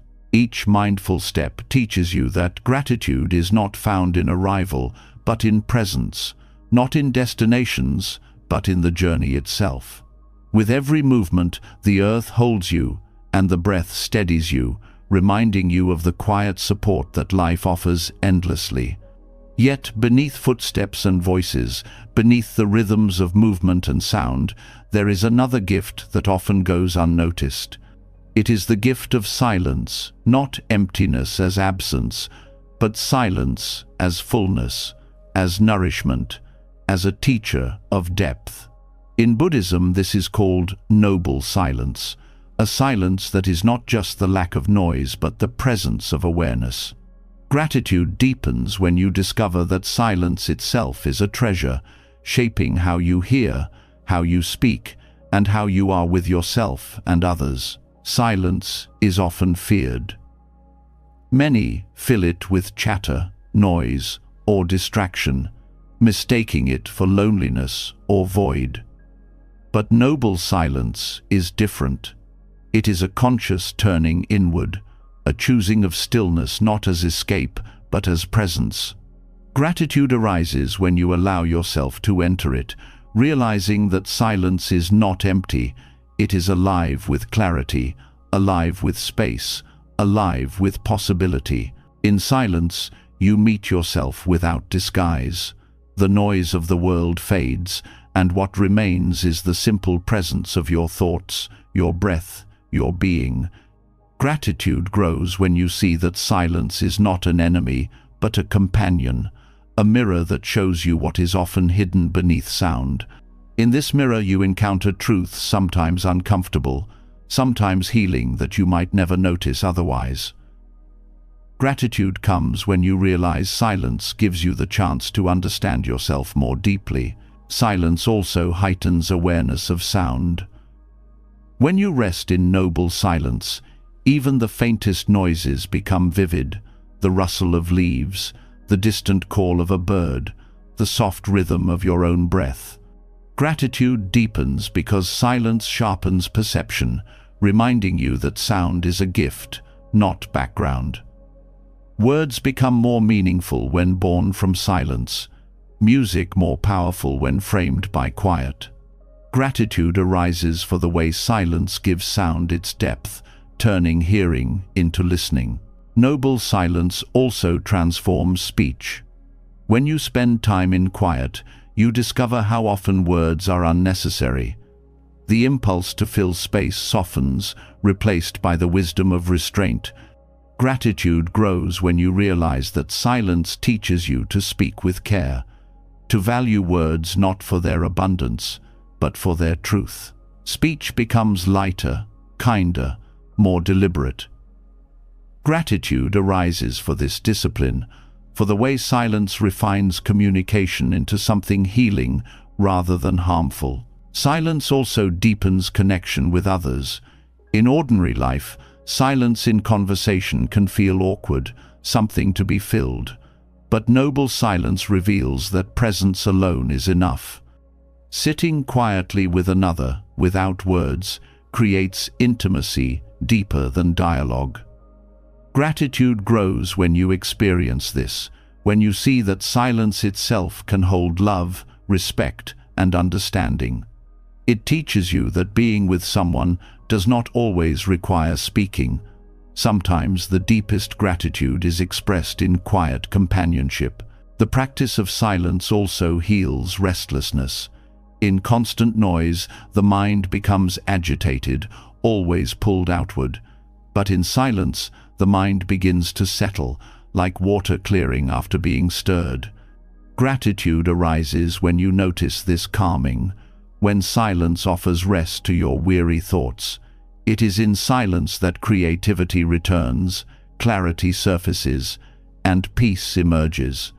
Gratitude deepens because silence is medicine that costs nothing, always available, always waiting for you to enter. Silence is also a teacher of patience. Without distraction, you are forced to sit with yourself, with boredom, with discomfort. Gratitude grows when you see that this discipline strengthens you, that it teaches endurance and presence in ways that noise cannot. Silence shows you that you do not need constant stimulation to feel alive.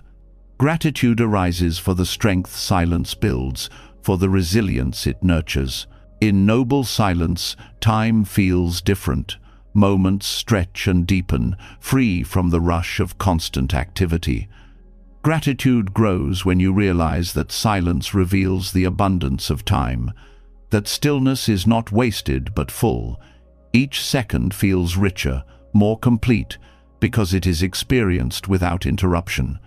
Gratitude arises for this change of pace, for the way silence restores your relationship with time itself. Silence also nurtures compassion.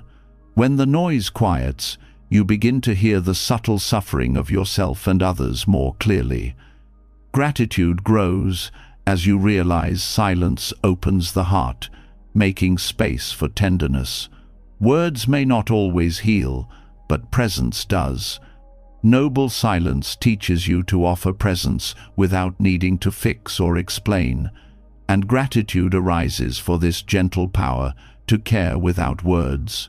The gift of noble silence also reshapes your relationship with the world. When you walk in silence, nature speaks more clearly. The forest becomes alive, the ocean more profound, the night sky more vast.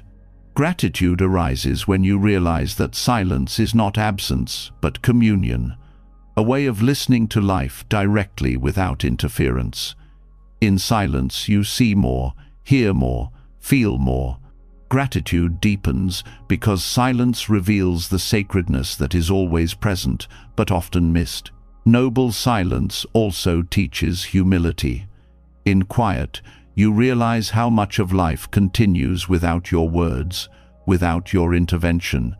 The sun rises, the rain falls, the earth turns, all without your commentary. Gratitude arises when you recognize that you are not the center of the universe, that silence places you back into harmony with what is greater than you. It humbles and frees you at the same time. In the discipline of silence, you also discover freedom from judgment. Without constant talking, you stop reinforcing fixed stories about yourself and others. Gratitude grows when you see how silence creates space for new possibilities, for new ways of seeing. In silence, labels fall away. You are no longer trapped in constant narratives. You simply are. Gratitude arises for this openness, for the way silence allows life to be fresh, alive, and unburdened. Silence also offers rest to relationships. Constant dialogue can exhaust, but shared silence refreshes. Gratitude grows when you see that silence can be love's language, that sitting quietly with family or friends can express connection more profoundly than words. Silence becomes gratitude embodied, a way of saying, "I am here," without sound. Noble silence also prepares the mind for wisdom. The teachings of life are subtle, easily drowned by noise. In silence, you begin to hear them. Gratitude arises for the insights that surface only when you are still, the realization of impermanence, the clarity of interconnection, the awareness of what truly matters. Silence does not add knowledge. It clears space for wisdom to arise. Gratitude deepens because silence becomes the ground for awakening. Silence teaches that presence is enough. You do not need to prove yourself with endless explanations, achievements, or words. In silence, being is sufficient. Gratitude arises for this simplicity, for the relief of resting in presence without performance. Silence teaches you to value yourself, not for what you produce or say, but for the simple fact of being alive. Gratitude for silence also expands into daily life. You begin to value pauses in conversation, quiet mornings, moments between tasks. These gaps are no longer emptiness to be filled, but gifts to be honored. Gratitude grows when you see silence as nourishment, as necessary as food and water. Each pause becomes sacred, each quiet moment a reminder of life's depth. As noble silence settles in the heart, gratitude becomes more refined. You begin to thank not only what you hear, but also what you do not hear, not only what is present, but what is absent. Silence teaches that fullness includes emptiness, that sound is made meaningful by quiet, that presence is deepened by stillness. Gratitude arises not as reaction, but as a way of being, rooted in the silent ground of awareness. And from here, the journey unfolds further. Having learned gratitude in the stillness of silence, you begin to see that every encounter, every person who crosses your path, carries a lesson. Silence reveals truths that words often conceal. In noble quiet, you begin to feel the depth of presence, the richness that comes when you stop filling every moment with sound. That same awareness, once carried into daily life, uncovers something even more profound. Every encounter is a teaching, every person a messenger. Whether gentle or harsh, kind or challenging, the people you meet are part of your path. Gratitude deepens when you begin to see that no meeting is random, that each interaction holds wisdom waiting to be received.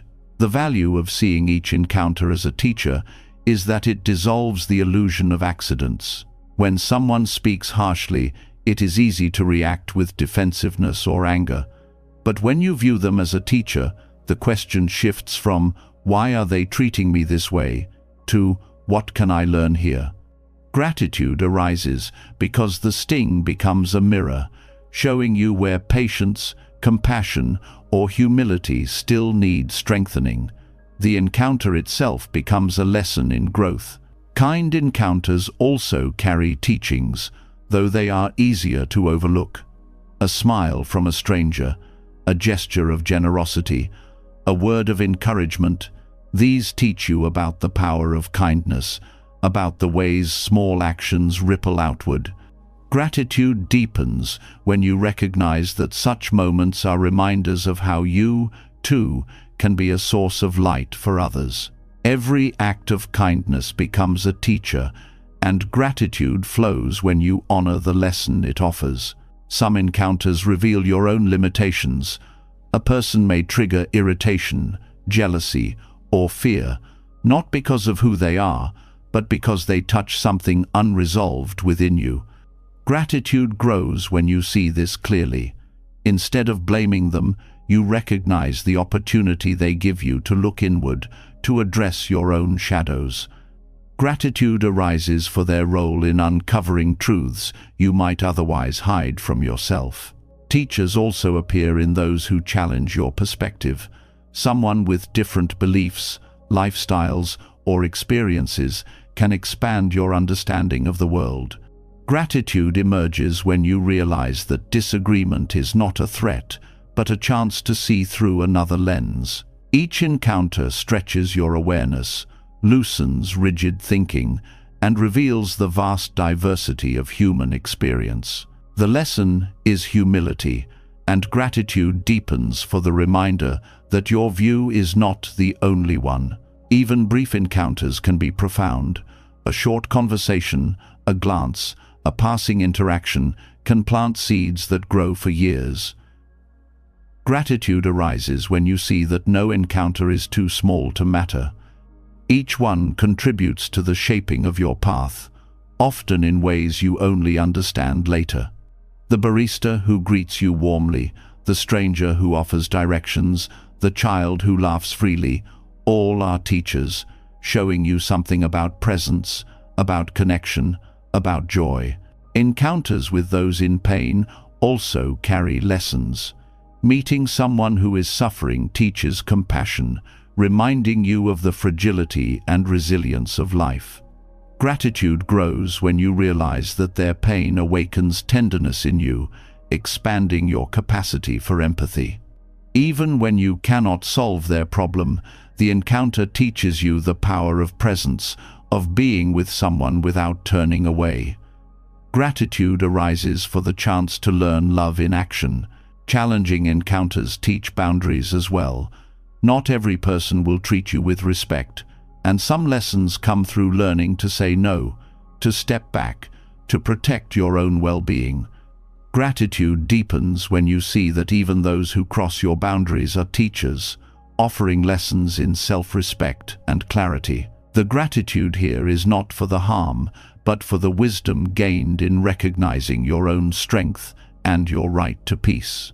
Each encounter also teaches impermanence.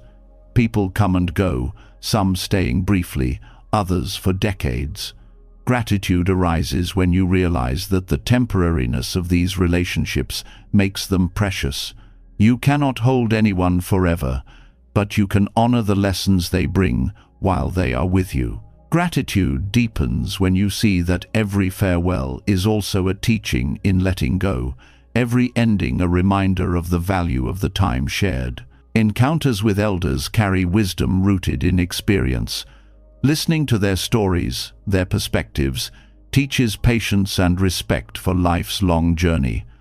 Gratitude grows when you see that their lessons are not abstract, but lived truths, shaped by years of trial and triumph. Their presence is a reminder that wisdom accumulates slowly, and gratitude arises for the chance to learn from their endurance. Encounters with children teach in a different way.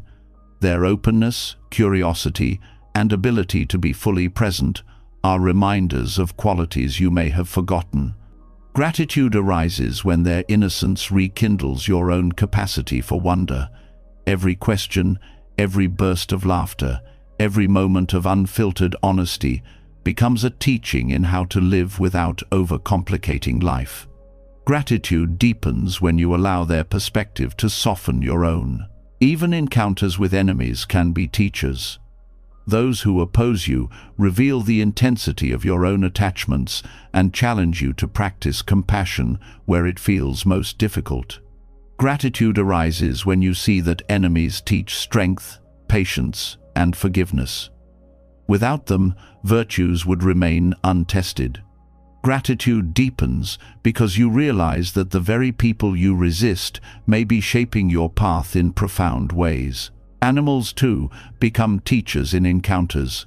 A bird's flight, a dog's loyalty, a cat's stillness all offer lessons in simplicity and presence. Gratitude arises when you notice how much non-human beings reflect truths about life. Their teachings are silent, but no less powerful. Gratitude deepens for the reminder that wisdom is not confined to human words, but is present in all of life's expressions. Encounters with nature itself are teachers. A storm teaches impermanence and power. A mountain teaches endurance. A river teaches flow. Gratitude arises when you recognize that walking outside is entering a classroom where every element offers a lesson. Gratitude deepens when you realize that the earth has been teaching all along, waiting only for you to listen. Some encounters are with yourself. Looking in the mirror, sitting in solitude, reflecting on your actions, these are meetings too. Gratitude grows when you realize that self-encounters are among the most profound teachers, revealing honesty, growth, and the need for compassion toward yourself. Gratitude deepens when you see that every reflection is a chance to learn, to adjust, to begin again. Seeing each encounter as a teacher also transforms conflict. Instead of resenting difficulty, you begin to look for the lesson. Gratitude arises when you see that conflict reveals hidden truths about communication, about values, about fears. Gratitude deepens when you learn to thank the conflict for what it shows, even while working to resolve it with wisdom and care. Gratitude also arises for encounters that inspire. Meeting someone who embodies compassion, resilience, or clarity plants seeds of aspiration in your own heart. Gratitude grows when their presence shows you what is possible, expanding your vision of who you can become. Every inspiring figure is a teacher, not because they give you answers, but because they awaken your own potential. When you view life this way, gratitude becomes continuous. No encounter is wasted, no meeting trivial. Each person becomes part of your journey, carrying lessons you need at that moment. Gratitude deepens when you see that life itself is the teacher, presenting lessons in the form of people, experiences, and relationships. Every encounter offers a mirror, a teaching, a reminder that life itself is the greatest classroom. Gratitude arises when you see that nothing is wasted, that even the most difficult meetings reveal wisdom. Yet, as powerful as these lessons are, they point toward an even deeper truth. You cannot hold on to any of them forever. Teachers appear and pass, relationships shift, experiences end, and moments fade. Gratitude grows not only in receiving, but also in releasing.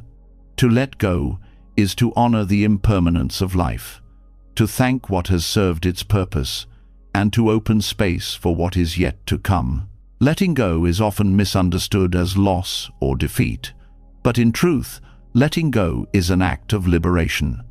When you release what no longer serves you, possessions, attachments, expectations, you discover freedom, and with that freedom comes gratitude.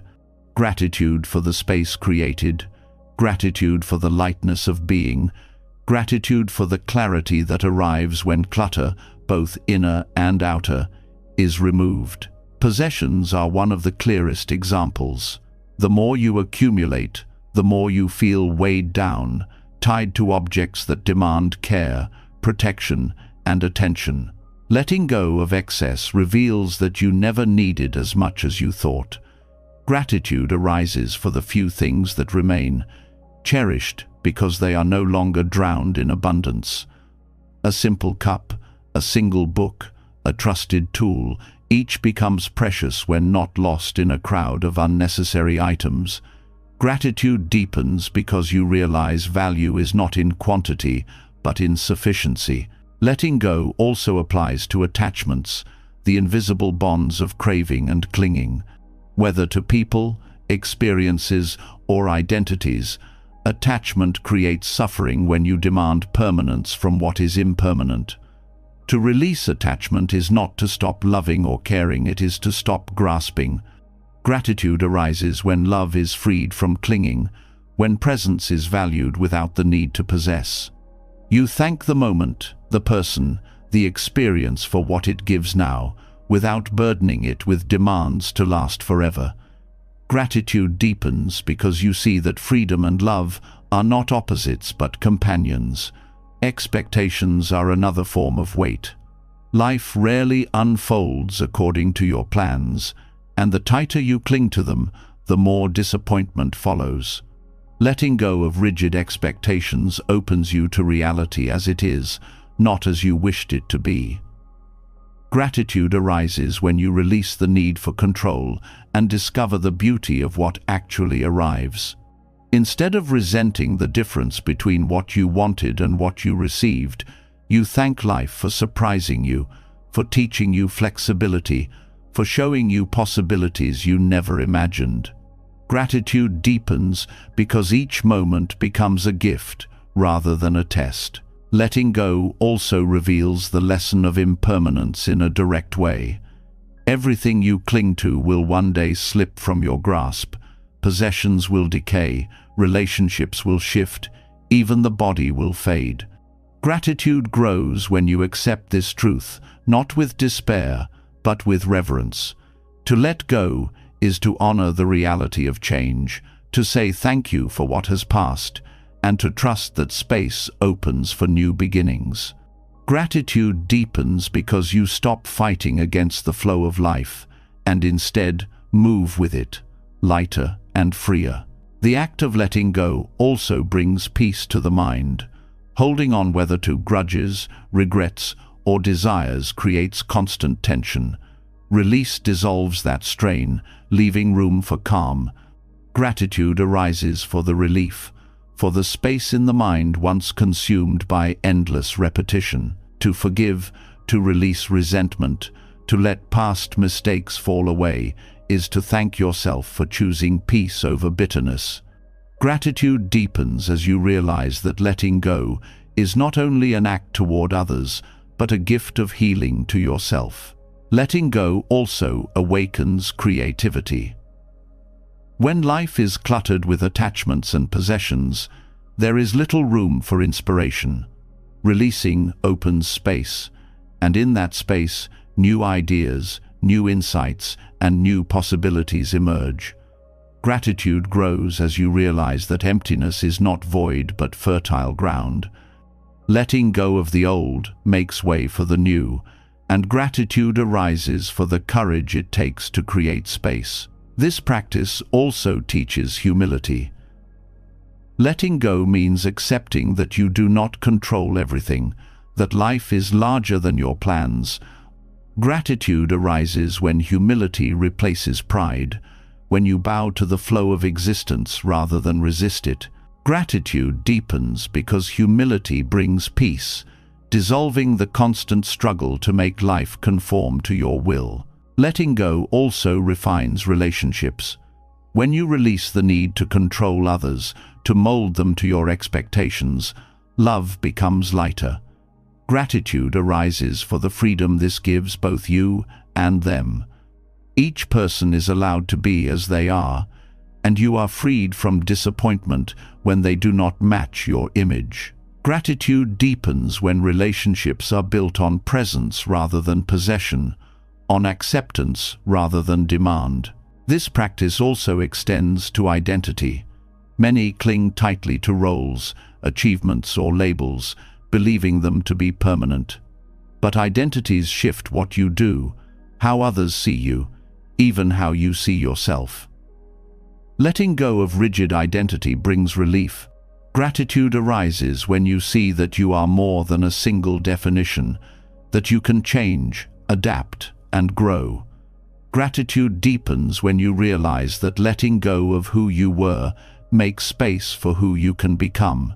Letting go also applies to time. Many people cling to the past, replaying regrets or longing for what once was. Others grasp at the future, anxious for what has not yet come. Letting go of these attachments brings you back to now, the only place where gratitude can truly live. Gratitude arises when you release the burden of what cannot be changed or predicted, and instead thank the present moment for what it offers. Gratitude deepens because you discover the fullness of life here, not elsewhere. Even spiritual practice requires letting go, clinging to progress, to achievements, to the idea of enlightenment itself creates suffering. Gratitude arises when you release the pressure to reach a destination and instead honor the practice itself. Each breath, each step, each moment of awareness becomes enough. Gratitude deepens when you realize that the path is not about arriving, but about being, about letting go again and again. Letting go also teaches generosity. When you release possessions, you create opportunities to share. Gratitude arises when you see that giving is not losing, but gaining the joy of lightness, the joy of connection, the joy of supporting others. Gratitude deepens because generosity transforms both giver and receiver, reminding you that abundance is not what you keep, but what you release. This practice also strengthens resilience. When life forces you to let go through loss, change, or endings, you discover strength you did not know you had. Gratitude arises for this resilience, for the ability to stand even when the ground shifts. Gratitude deepens when you see that letting go does not break you, but remakes you, each release shaping you into someone more flexible, more open, more alive. Letting go also nurtures joy. When the weight of clinging is gone, life feels lighter. Simple things bring delight because they are not overshadowed by endless craving. Gratitude arises when you notice how much freer you feel with less, how joy blooms in space rather than clutter. Gratitude deepens because you discover that happiness is not in holding tightly, but in releasing gently. Ultimately, letting go is an act of trust. Trust that life will bring what you need. Trust that endings make way for beginnings. Trust that emptiness is fertile. Gratitude arises when you surrender to this trust, when you stop grasping at control and allow life to flow. Gratitude deepens when you realize that, in letting go, you gain not less but more peace, more clarity, more freedom. Letting go teaches you that freedom does not come from holding tightly, but from releasing gently, from trusting that life gives and takes in its own rhythm. When the weight of clinging falls away, a new kind of clarity emerges, a deeper appreciation for what remains. And among all the things that remain, none is more precious than the simple act of being alive. To wake up in the morning is not ordinary. It is a miracle so easily overlooked. Gratitude takes its purest form when you open your eyes and recognize the gift of another day, a gift that billions did not receive. Waking up is often treated as routine, as though the body owes you another sunrise. Yet the truth is more fragile. Every night is a surrender, every morning a renewal. Gratitude arises when you remember that life is not guaranteed, that each awakening is a rare chance. To breathe, to rise, to see the world again, these are privileges, not promises. When you start your day with this awareness, the entire rhythm of life changes. The Buddhist practice of acknowledging life's rarity upon waking is both simple and profound. Instead of rushing into tasks or distractions, you pause and recognize the miracle of survival.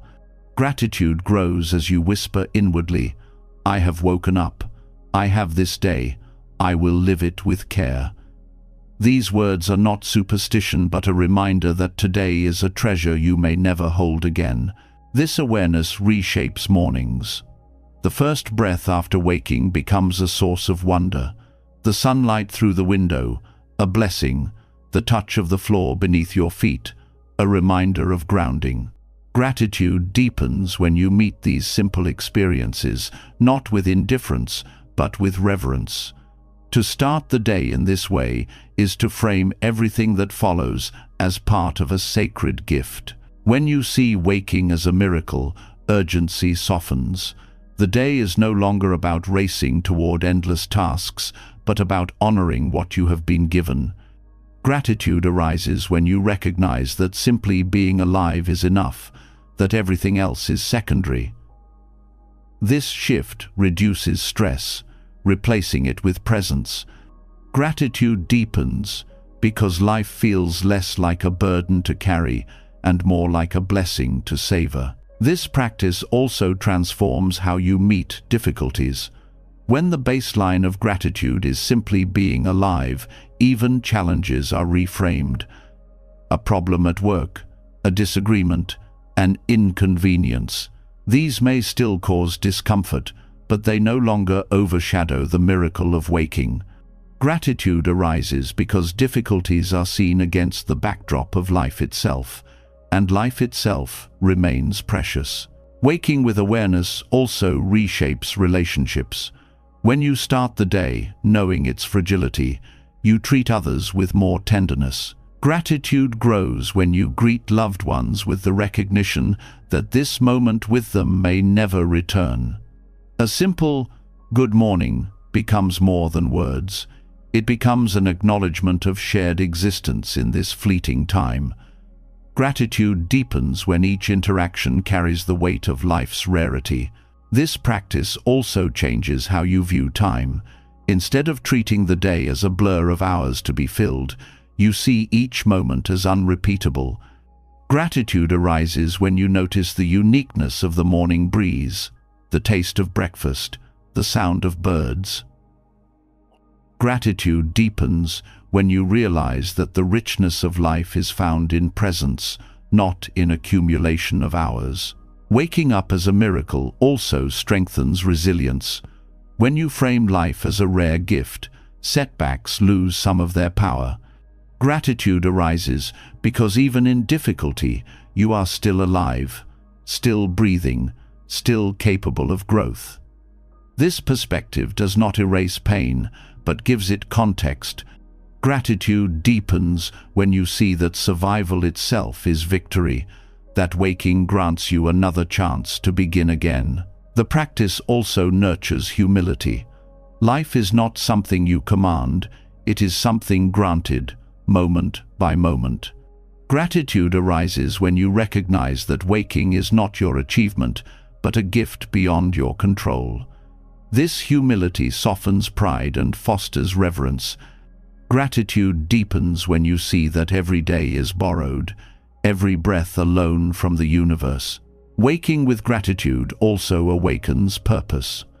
When you recognize that today may be your last, you ask, "How will I live it?" Gratitude arises when you see that this awareness sharpens priorities, guiding you toward kindness, presence, and meaning. Gratitude deepens when you realize that each morning is an invitation not just to exist, but to live deliberately. This practice also teaches compassion. When you realize the rarity of waking, you see that others too walk this fragile path. Gratitude arises when you look at another person and remember they too have been given this day. They too are living a rare gift. Gratitude deepens when compassion flows naturally from this awareness, shaping how you treat others with patience and care. The miracle of waking also reminds you of interconnection.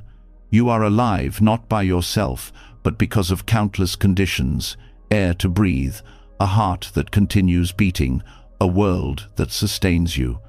Gratitude arises when you see that waking is not only your miracle, but the result of an entire universe working together.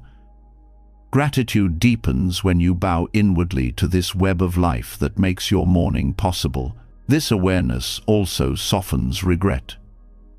When you wake with gratitude, you remember that today is new, unshaped, unspoiled. Gratitude arises because you are not bound only by the past.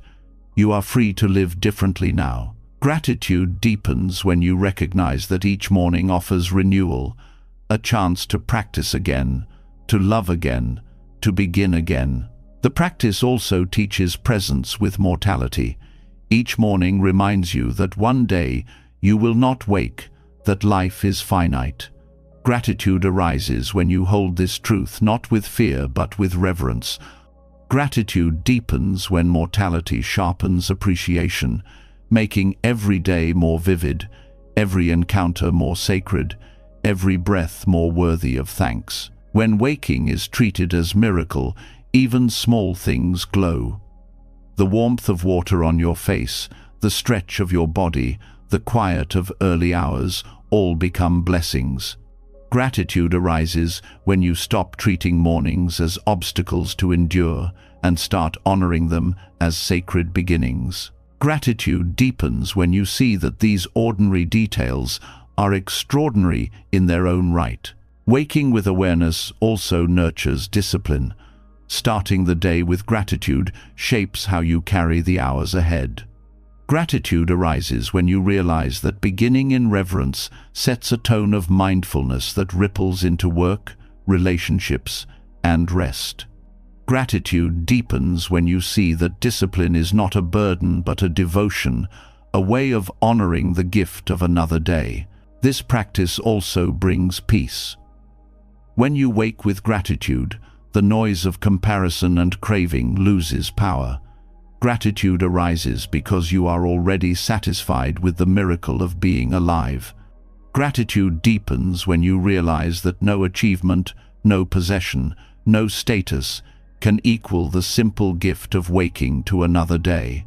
Each morning is a reminder that life is temporary, fragile, and rare. Gratitude grows when you remember this, when you start the day not with complaint, but with reverence. Gratitude deepens when you recognize that waking itself is the foundation of joy, the first gift, the one upon which all others rest. Waking each morning as though it were the rarest of miracles changes everything. You begin the day with reverence, aware that life has been granted once again, aware that this chance is not guaranteed. And from this deep sense of gratitude, the heart naturally expands beyond itself. It is not enough to simply be alive. There is a call to use this life well. Out of that awareness arises one of the most beautiful expressions of Buddhist practice, the Bodhisattva ideal. To live not only for personal freedom, but for the awakening of all beings. To see service itself as the highest form of gratitude is to embody a joy that no self-centered pursuit can offer. The Bodhisattva path is rooted in gratitude for existence, but it is expressed through service. Instead of hoarding wisdom, you share it. Instead of striving only for your own release from suffering, you vow to walk alongside others, supporting their journey as if it were your own. Gratitude arises when you recognize that the ability to serve is itself a privilege, that to be in a position to help even one being is to be entrusted with something sacred. Service on this path is not about grand gestures or recognition. It is about presence, patience, and compassion in the smallest acts. Listening without judgment, offering kindness where it is needed, giving time to someone in distress. These are the everyday forms of the Bodhisattva spirit. Gratitude deepens when you see that no act of service is wasted, that even the simplest gesture can ease suffering and ripple outward in ways you may never know. The Bodhisattva ideal also teaches that service is not a burden but a joy. Gratitude arises when you discover that helping others nourishes your own heart, that compassion gives energy rather than depletes it. In serving, you are reminded of interconnection, that others' happiness is tied to your own, that their relief from suffering lightens the world for everyone. Gratitude deepens when you see that service is not sacrifice, but participation in the great web of life. To walk this path requires humility. The Bodhisattva does not serve from a place of superiority, but from recognition of shared humanity. Gratitude arises when you remember that you, too, have been carried by countless others, the teachers who guided you, the strangers who helped you, the earth itself sustaining you. Service then becomes not an obligation, but a way of repaying a debt that can never truly be repaid. Gratitude deepens when you bow inwardly to this cycle of giving and receiving, knowing that by serving others, you are honoring all that has been given to you. The Bodhisattva ideal also reframes difficulty. When someone is unkind, instead of responding with resentment, you see an opportunity to practice patience and compassion. Gratitude arises when you realize that even those who challenge you are offering a chance to strengthen your practice. The gratitude is not for the harm itself, but for the wisdom it allows you to cultivate. Service then extends even to those who oppose you, because you understand they too are suffering, and your role is to ease, not to judge. This path also teaches the value of perseverance. The Bodhisattva vow is vast offering to serve all beings across endless time. Gratitude arises when you see that this vow is not meant to be completed, but to keep the heart open. The joy is not in finishing, but in continuing, in dedicating each step to something larger than yourself. Gratitude deepens when you realize that endless service is not exhausting but liberating, because it frees you from the narrow confines of self-concern. Service also transforms your relationship with purpose. Many search endlessly for meaning, but the Bodhisattva knows that purpose is found in service itself. Gratitude arises when you realize that you do not need to wait for grand opportunities to matter. Each interaction is already an opportunity to serve. Gratitude deepens when you live with this awareness, when each moment becomes meaningful simply because it allows you to offer kindness. The Bodhisattva ideal also reveals that gratitude for life cannot be separated from responsibility. To be alive while others suffer is to be called to respond. Gratitude arises not only in enjoying your blessings, but in using them to uplift others. Gratitude deepens when you realize that privilege is not something to cling to, but something to share. That joy multiplies when it is spread. This path also reshapes how you view your own suffering.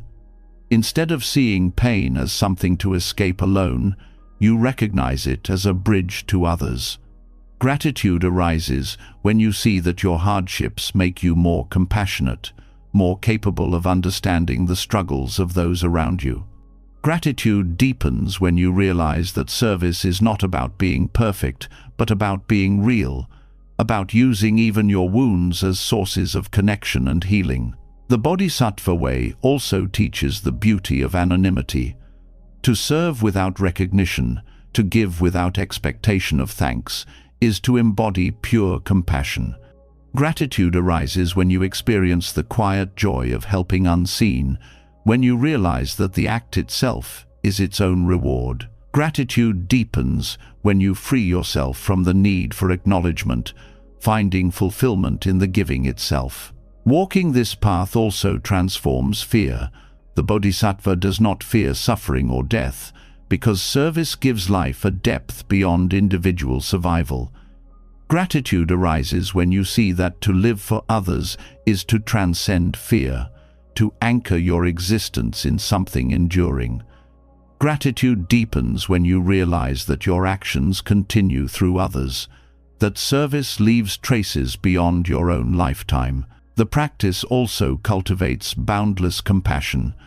Gratitude arises when you recognize that every being, no matter how lost or broken, has Buddha nature, the potential for awakening.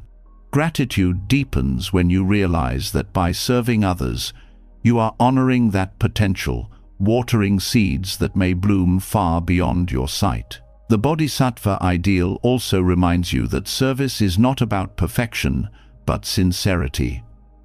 Gratitude arises when you realize that you do not need to solve all problems.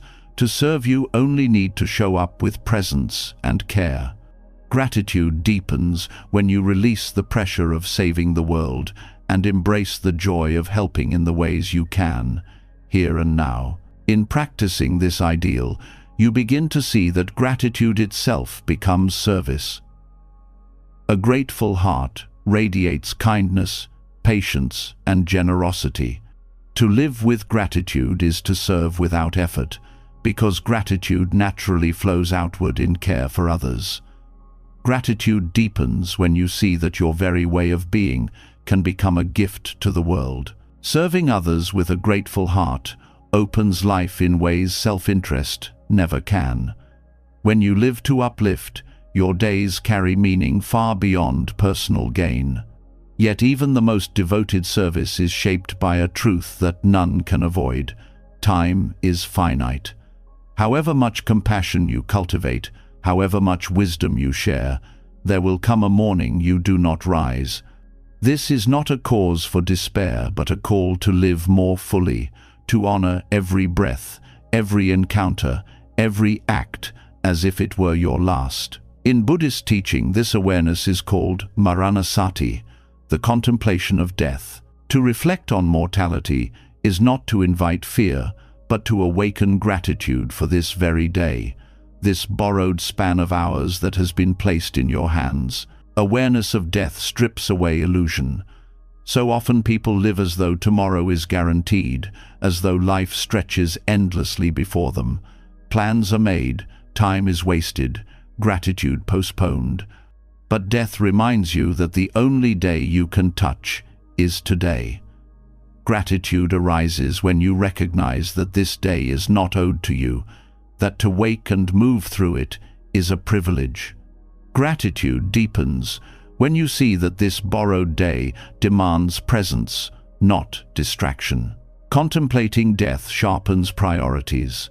Many of the things that seem urgent, status, possessions, trivial arguments fade in significance when viewed against mortality. What remains are the essentials: kindness, love, awareness, service. Gratitude arises when you realize that death clarifies what matters, teaching you not to squander time on what does not nourish. Gratitude deepens when you live each day aligned with values that will still matter on your last breath. This practice also brings tenderness to relationships. Awareness of death reminds you that every meeting could be the final one, every conversation the last. Gratitude arises when you approach others with this awareness, treating each word as precious, each moment together as sacred. Gratitude deepens when you no longer take loved ones for granted, when farewells are softened with care, when anger dissolves because you know the chance to love is fleeting. Maranasati also softens fear of death itself. By contemplating mortality daily, death becomes less of a shock and more of a companion. Gratitude arises when you realize that this reflection frees you from the constant anxiety of avoidance. Gratitude deepens when you discover that thinking of death makes life richer, not poorer, because it anchors you in what is real. Awareness of death also teaches humility. No matter your accomplishments, death will level them. Gratitude arises when you see this not as negation, but as balance. Gratitude deepens when you recognize that death places all beings on equal ground, reminding you to live not with arrogance, but with reverence. This reflection also strengthens compassion. When you remember that others too are mortal, you meet their struggles with gentleness. Gratitude arises when you realize that everyone shares the same fragility, the same uncertainty. Gratitude deepens when compassion flows more easily, when you no longer waste time in harshness, but instead use your days to ease the burden of others. Contemplating death also enhances presence.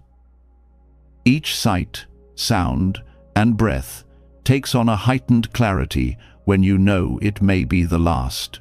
Gratitude arises when you notice the beauty of a single sunrise, the taste of food, the warmth of touch. Gratitude deepens when these ordinary moments are no longer dismissed but treasured as the essence of life. Maranasati also cultivates resilience. When challenges arise, awareness of death puts them into perspective. Gratitude arises when you see that many worries shrink when measured against mortality. Gratitude deepens when you find strength in knowing that if this is your last day, you would rather meet it with courage than complaint. The contemplation of death also teaches acceptance. Life ends whether you resist or not. Gratitude arises when you release the struggle to deny it, when you bow to impermanence as part of the natural order. Gratitude deepens when acceptance brings peace, allowing you to live with more ease, knowing that nothing is permanent, but that every moment can be honored. Maranasati sharpens your relationship with time. Every hour becomes meaningful, every choice more deliberate. Gratitude arises when you recognize that life is not measured in years but in presence. Gratitude deepens when you no longer delay gratitude for another day but cultivate it now, in this breath, in this moment. The practice also nurtures joy. Far from being morbid, awareness of death illuminates the sweetness of life. Gratitude arises when you see that fragility makes everything more precious: the laughter of a child, the quiet of evening, the chance to serve. Gratitude deepens when you realize that the beauty of life is inseparable from its impermanence, that transience is what gives it meaning. Maranasati also teaches liberation from clinging. Death will strip away all possessions, roles, and identities. Gratitude arises when you see this as a reminder to let go now, to travel lightly.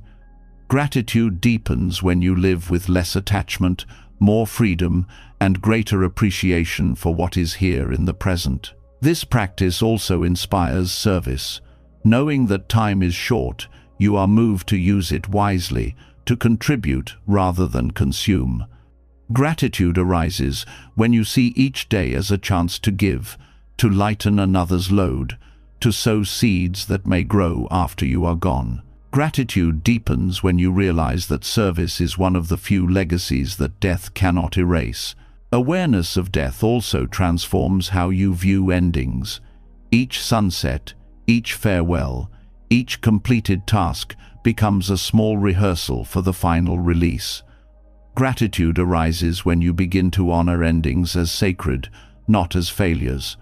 Gratitude deepens when you see that endings create space for renewal, just as death creates space for life to continue. By practicing Maranasati, you live more awake. Gratitude arises when you remember that this day is borrowed, that it could vanish without notice. Gratitude deepens when you live each moment as if it were both the first and the last, with reverence, with presence, with love. Reflecting on death brings clarity to the present, showing that every day is borrowed and therefore precious. To wake with this knowledge is to live more deeply, to love more urgently, to waste less time on what does not matter. Yet gratitude does not only belong to the present moment or the awareness of life's brevity. It also reaches backward into the story that has carried you to this point. Every struggle, every mistake, every triumph has shaped the person who now stands here. Gratitude deepens when you learn to bow to the past, not to cling to it, not to resent it, but to thank it for shaping today's self. The past often feels like a burden. Regrets, losses, and pain leave scars that are difficult to accept. But when you look closer, even the hardest experiences contain lessons that changed you, strengths you would not have developed otherwise. Gratitude arises when you see that your wounds made you tender, your failures taught resilience, and your heartbreaks opened compassion. Gratitude deepens when you stop cursing the past for its difficulties and instead thank it for the wisdom those difficulties brought. Mistakes are often the hardest to embrace. They linger in memory, replayed with shame or guilt. Yet mistakes are teachers that no book or lecture could replace. Each wrong turn showed you something about yourself, about your choices, about life's direction. Gratitude grows when you realize that your current clarity was born from those errors. Without them, you might still be blind to certain truths. Gratitude deepens when you see mistakes not as stains, but as stepping stones, part of the path that made you wiser. Struggles, too, become sources of gratitude. The times you thought you would break, but somehow endured. The nights you felt lost, but still rose in the morning. These shaped a resilience you now carry. Gratitude arises when you see that those seasons of hardship taught you patience, humility, and strength. Gratitude deepens when you understand that suffering was not meaningless but formative, giving you the depth to meet life with compassion for yourself and others. Triumphs, on the other hand, are easier to thank but no less important to honor. Every success, every victory, every moment of joy built confidence and gave you reason to continue. Gratitude arises when you look back and see how far you have come, how many challenges you have already faced and overcome. Gratitude deepens when you recognize that triumphs remind you of your capacity to grow, to create, to achieve, and to live with purpose. Even seemingly ordinary moments of the past shaped you. Conversations, friendships, books, and places, all of them left imprints. Gratitude grows when you recognize that the person you are today is not separate from these influences. Gratitude deepens when you realize that nothing was wasted, that even the smallest encounter contributed to the whole of your becoming. Thanking the past also teaches forgiveness. Gratitude arises when you soften toward your younger self, who acted with limited understanding but did the best possible at the time.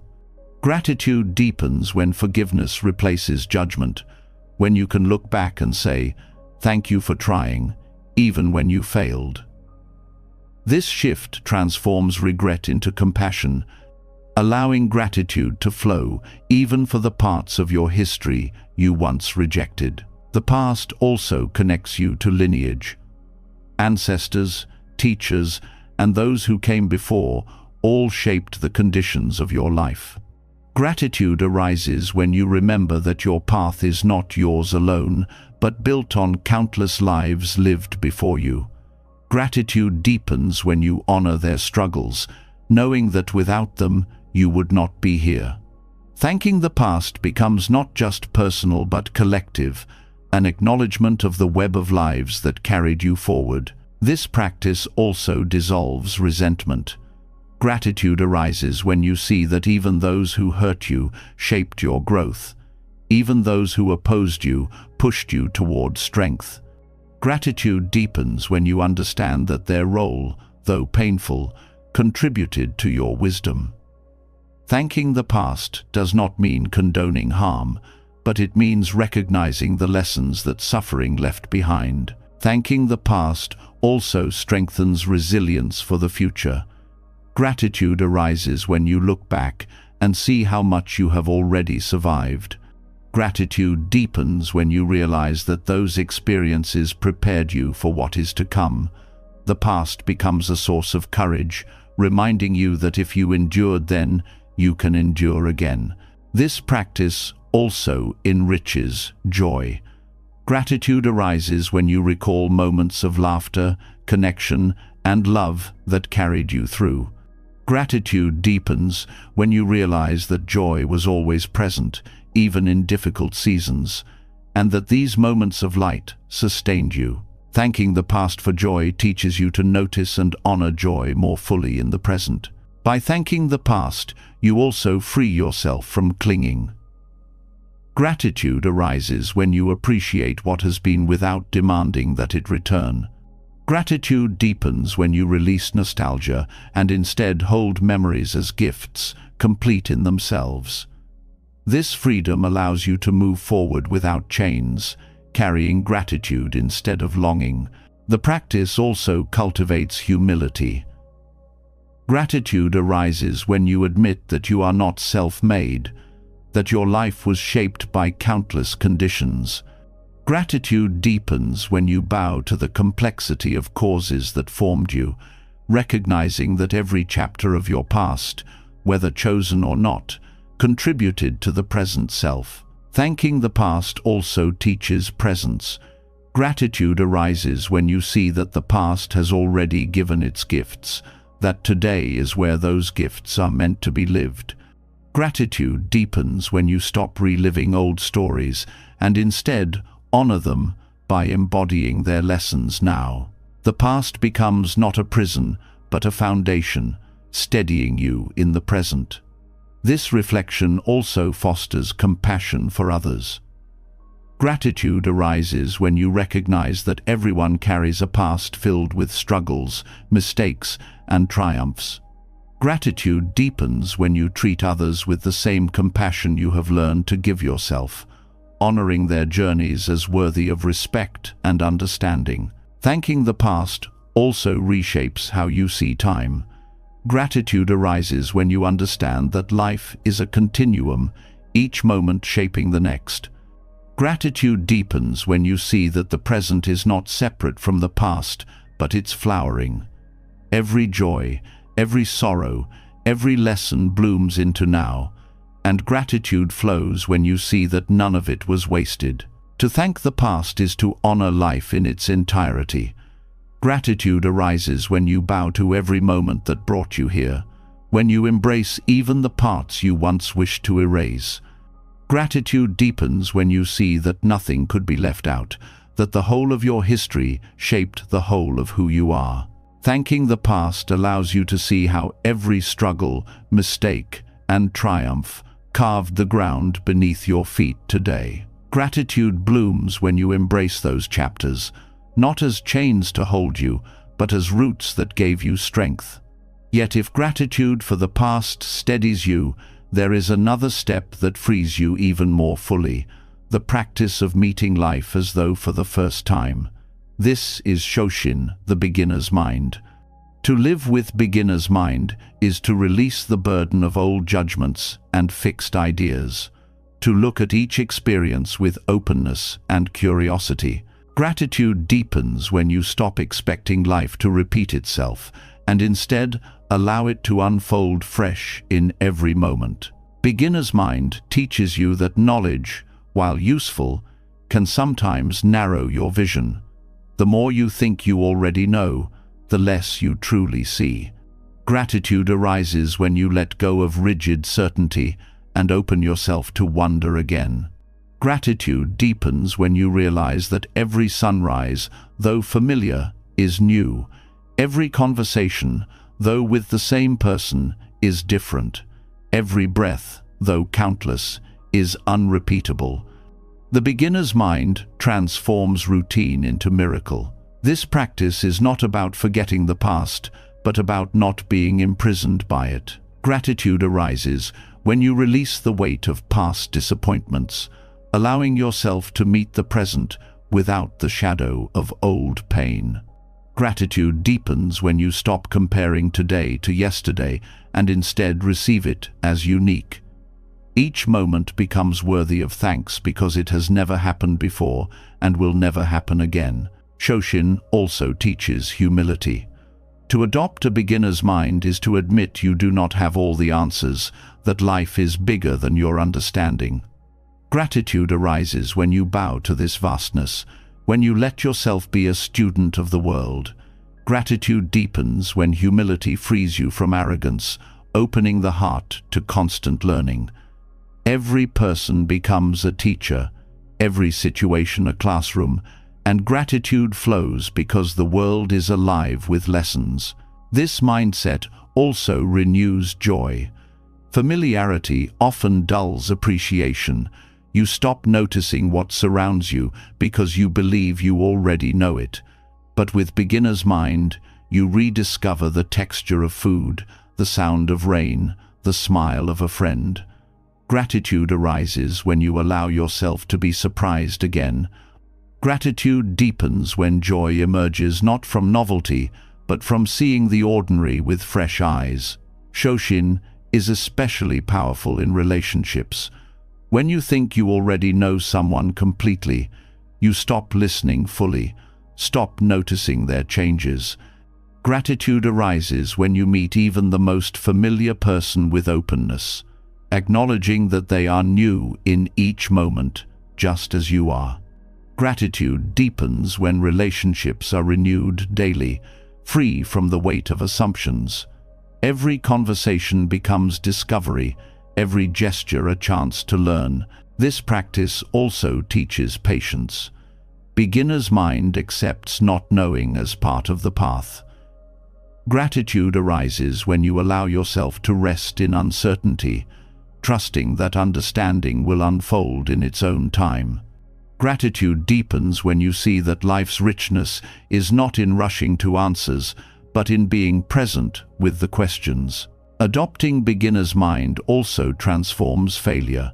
Instead of seeing mistakes as final judgments, you view them as opportunities to start again. Gratitude arises when you see failure as a teacher, not an enemy. Gratitude deepens when you realize that every attempt is valuable, that every effort moves you closer to wisdom, even when the outcome is not what you expected. Shoshin also sharpens awareness of impermanence.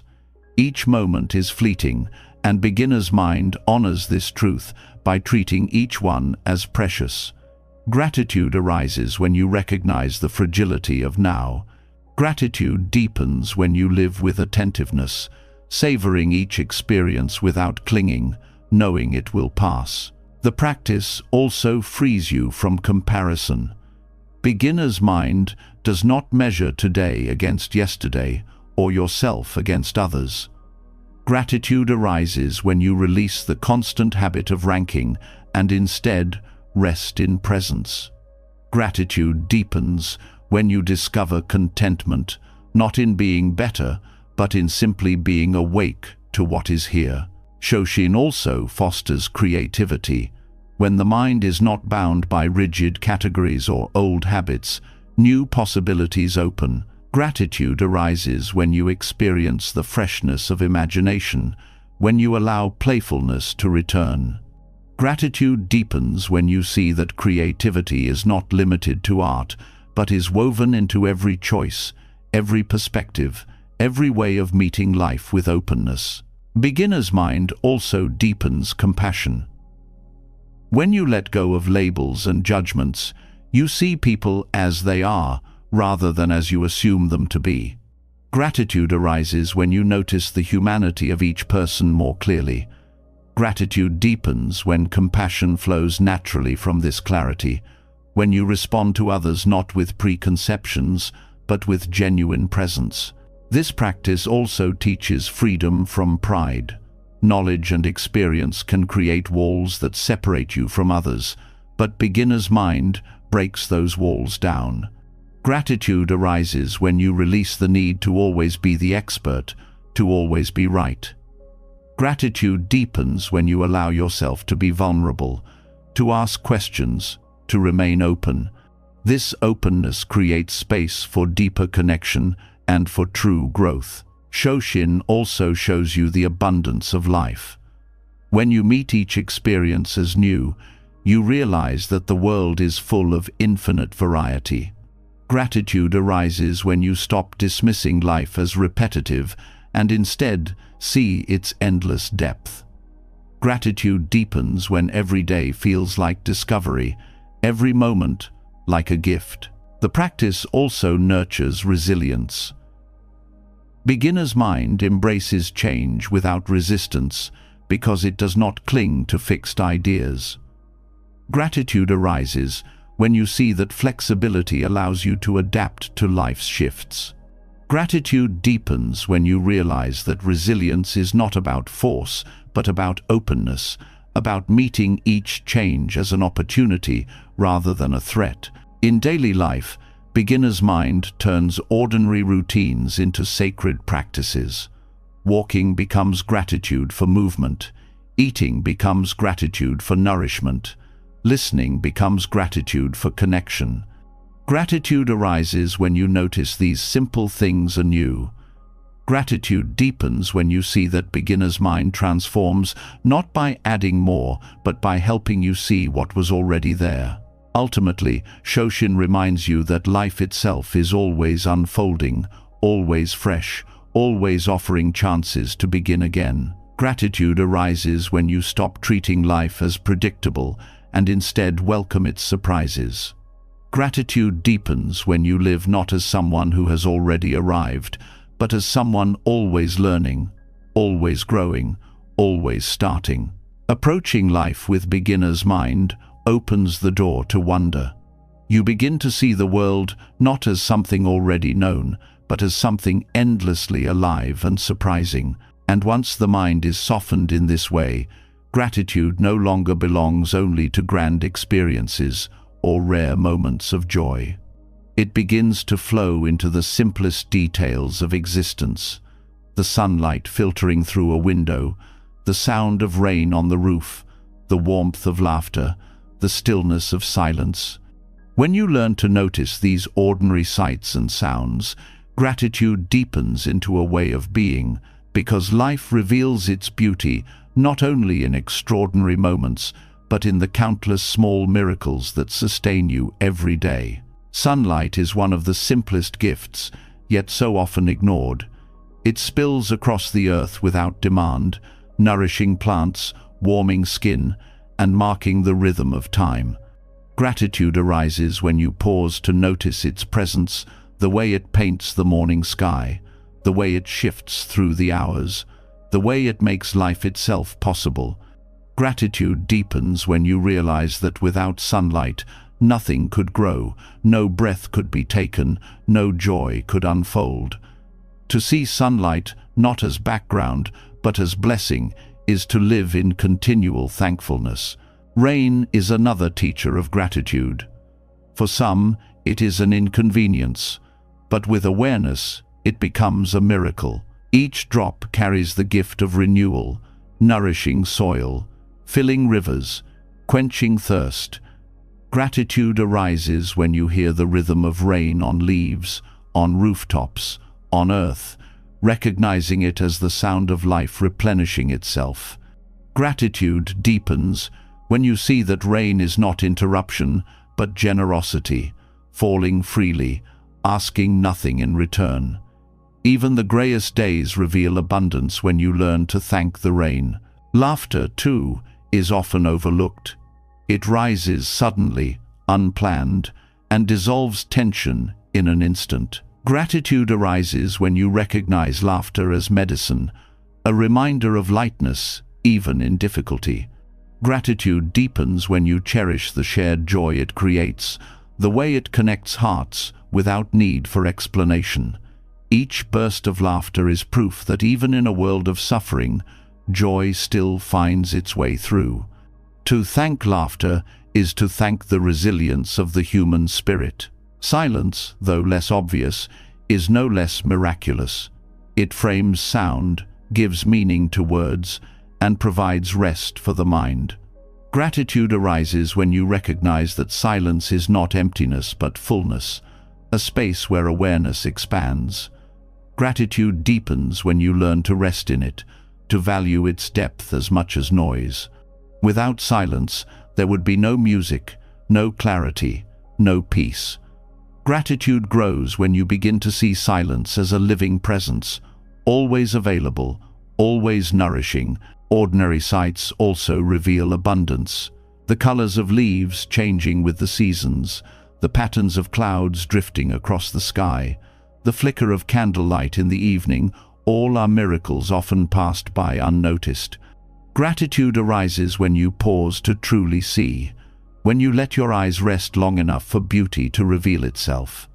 Gratitude deepens when you realize that wonder is not hidden but overlooked, that the world is always offering beauty to those who are willing to look. The same is true of ordinary sounds, the rustling of trees, the hum of bees, the flow of water, even the rhythm of footsteps, all carry the music of life.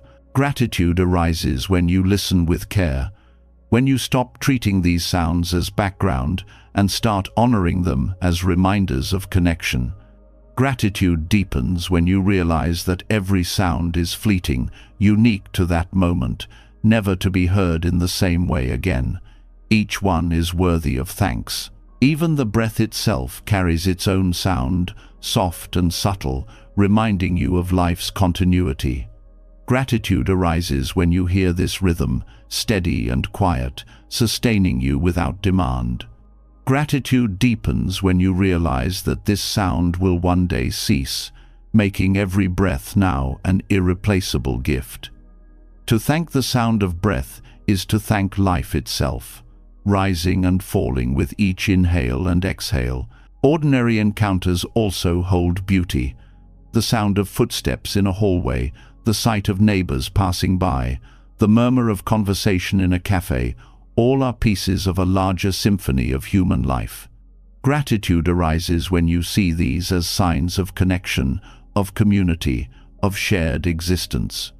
Gratitude deepens when you realize that these sounds and sights mean you are not alone, that you are part of a world alive with movement and interaction. Even the most mundane details, the clinking of dishes, the turning of pages, the creak of a chair, become sacred when viewed with gratitude. Each is a reminder of being alive, of interacting with a world that responds, that speaks back in countless small ways. Gratitude arises when you honor these simple exchanges. Gratitude deepens when you understand that life is built not of rare events, but of countless small moments, each carrying beauty if only you pay attention. Seeing beauty in ordinary sights and sounds also teaches patience. Gratitude arises when you slow down enough to notice the play of light, the texture of fabric, the rhythm of a bird's call. Gratitude deepens when you realize that life does not need to be extraordinary to be meaningful. Presence reveals that the extraordinary is already here, woven into the ordinary. This practice also teaches humility. Gratitude arises when you realize that the world offers endless gifts without your effort. The sunrise, the rain, the laughter of others. Gratitude deepens when you bow inwardly to this generosity, recognizing that much of what sustains you is given freely, without condition. Gratitude for ordinary sights and sounds also transforms suffering. Even in difficulty, you can find moments of light, a warm patch of sunlight on your skin, the sound of wind moving through trees, a child's laughter breaking tension. Gratitude arises when you allow these moments to soothe you, to remind you that beauty persists even in hardship. Gratitude deepens when you recognize that life always carries both struggle and wonder, and that noticing the wonder sustains you through the struggle. By honoring ordinary sights and sounds, you begin to live more fully. Gratitude arises when you stop rushing past the details and start resting in them. Gratitude deepens when every day feels rich, not because of grand events, but because of the depth you bring to simple moments. Noticing beauty in the ordinary softens the heart, teaching you that life's treasures are not hidden in faraway places, but present in every sight, every sound, every fleeting moment. Yet gratitude can go even deeper, reaching into the very nature of who you believe you are. For beneath the ordinary lies the most profound of Buddhist insights, anatta, the truth of non-self. To realize non-self is to see that the I you cling to is not fixed or permanent, but a flowing constellation of causes and conditions. Gratitude arises not from defending the ego, but from releasing it, from awakening to the freedom that comes when the walls of separateness dissolve. The idea of self feels solid. You grow up with a name, a body, a story, and it becomes easy to believe that this collection is permanent, unchanging. Yet when examined closely, none of it is fixed. The body is constantly renewing itself, the mind is always shifting, and even your identity evolves through time. Gratitude arises when you realize that you are not trapped in one rigid definition. Gratitude deepens when you see that non-self is not erasure, but liberation, giving you the freedom to change, to grow, to be more than the roles and labels you once clung to. This realization also dissolves the burden of ego. Much of suffering comes from defending the idea of me, my pride, my status, my possessions. When you begin to see that this me is not solid, gratitude arises because the struggle softens. Gratitude deepens when you discover that without the constant weight of ego, life feels lighter, more open. You no longer need to prove yourself endlessly, because there is no fixed self to protect. Non-self also awakens compassion. When the walls between me and you soften, gratitude arises for the interconnectedness of life. Gratitude deepens when you realize that others are not separate from you, but part of the same flowing web of existence. Their suffering is not alien but shared, their joy not distant but resonant. Gratitude grows when you see that caring for others is not duty, but recognition that their life and your life are inseparable. Realizing non-self also changes how you view mistakes. When you believe in a solid self, failures feel like permanent stains on who you are. But with non-self, you see that no single act defines you, that identity is fluid. Gratitude arises when you release the weight of past errors. Gratitude deepens when you see mistakes as part of the stream of conditions, moments that teach without condemning. You thank them for shaping growth, but you do not cling to them as unchangeable truths. This insight also transforms your relationship with possessions. The ego clings to objects as extensions of self, my car, my home, my things. But when self is seen as empty, the hold weakens. Gratitude arises when you realize possessions are not who you are, that you can live with less without losing yourself. Gratitude deepens when you see that freedom from ownership allows you to appreciate objects for their function and beauty without letting them define you. Non-self also teaches humility. The idea of, I did this, I achieved this, is softened when you see that everything arises from countless conditions. Your successes are not yours alone, but the result of teachers, parents, communities, and even the elements of nature that sustained you. Gratitude arises when you bow to this truth, recognizing the network of support that makes life possible. Gratitude deepens when humility becomes natural, when you thank not only people, but the whole universe for your very being. This perspective also eases conflict. Many arguments arise from clashing egos, each defending its identity. Realizing non-self softens the need to win, the need to prove. Gratitude arises when you let go of defending I and instead listen with openness. Gratitude deepens when conflicts transform into opportunities for understanding, when relationships heal through humility rather than pride. Non-self also changes how you view impermanence. When you cling to a fixed self, aging and death feel terrifying, as if something solid is being destroyed. But when you see that the self was never solid to begin with, gratitude arises for the flow of life. Gratitude deepens when you accept aging as transformation, death as return, and each stage of existence as part of a larger unfolding. This realization also enhances joy in the present. Without the heavy burden of I and mine, you meet experiences more freely. Gratitude arises when you savor without clinging, love without possession, act without demand for recognition. Gratitude deepens when joy is found not in ownership, but in participation, in being part of life's flow. Non-self also dissolves comparison. Ego constantly measures, am I better, worse, greater, smaller?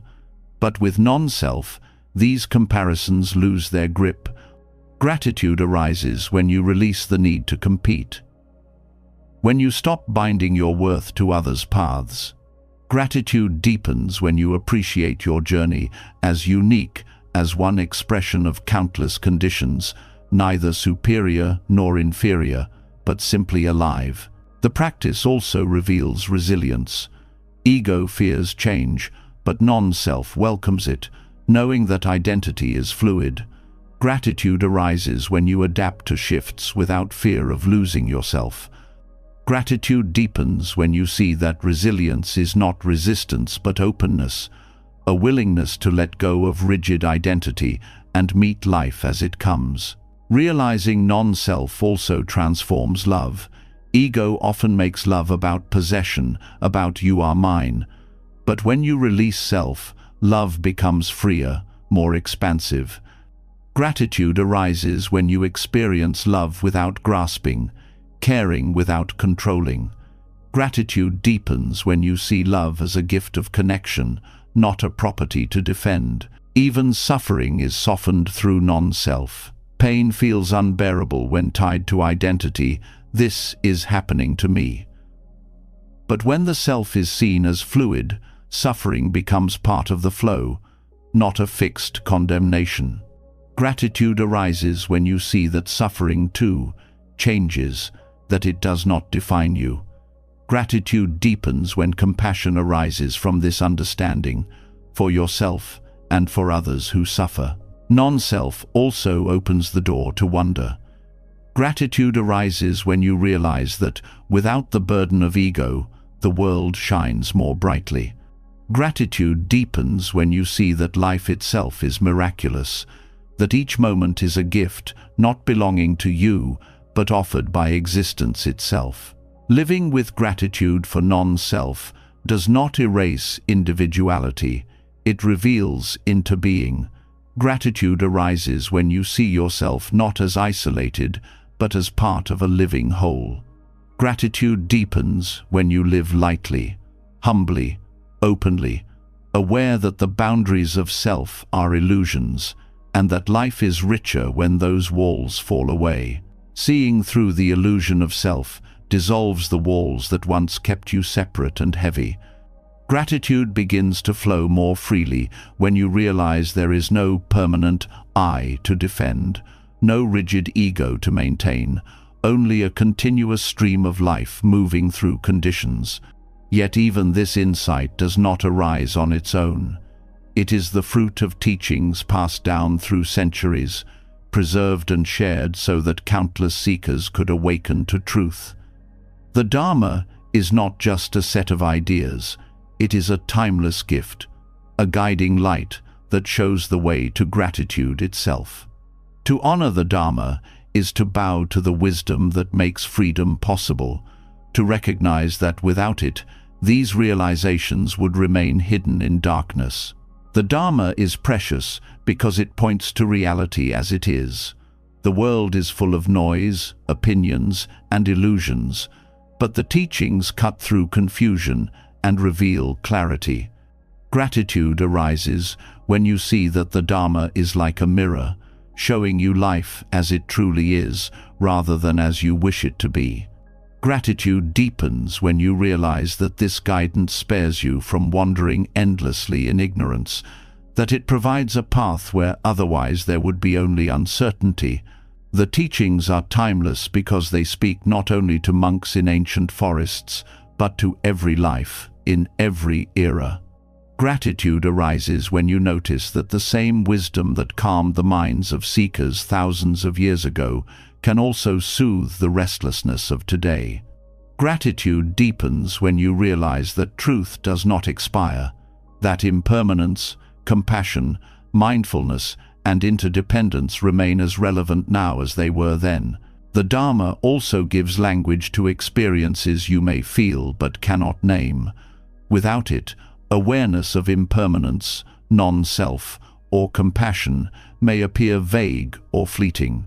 The teachings crystallize these truths, turning them into practices that can be cultivated.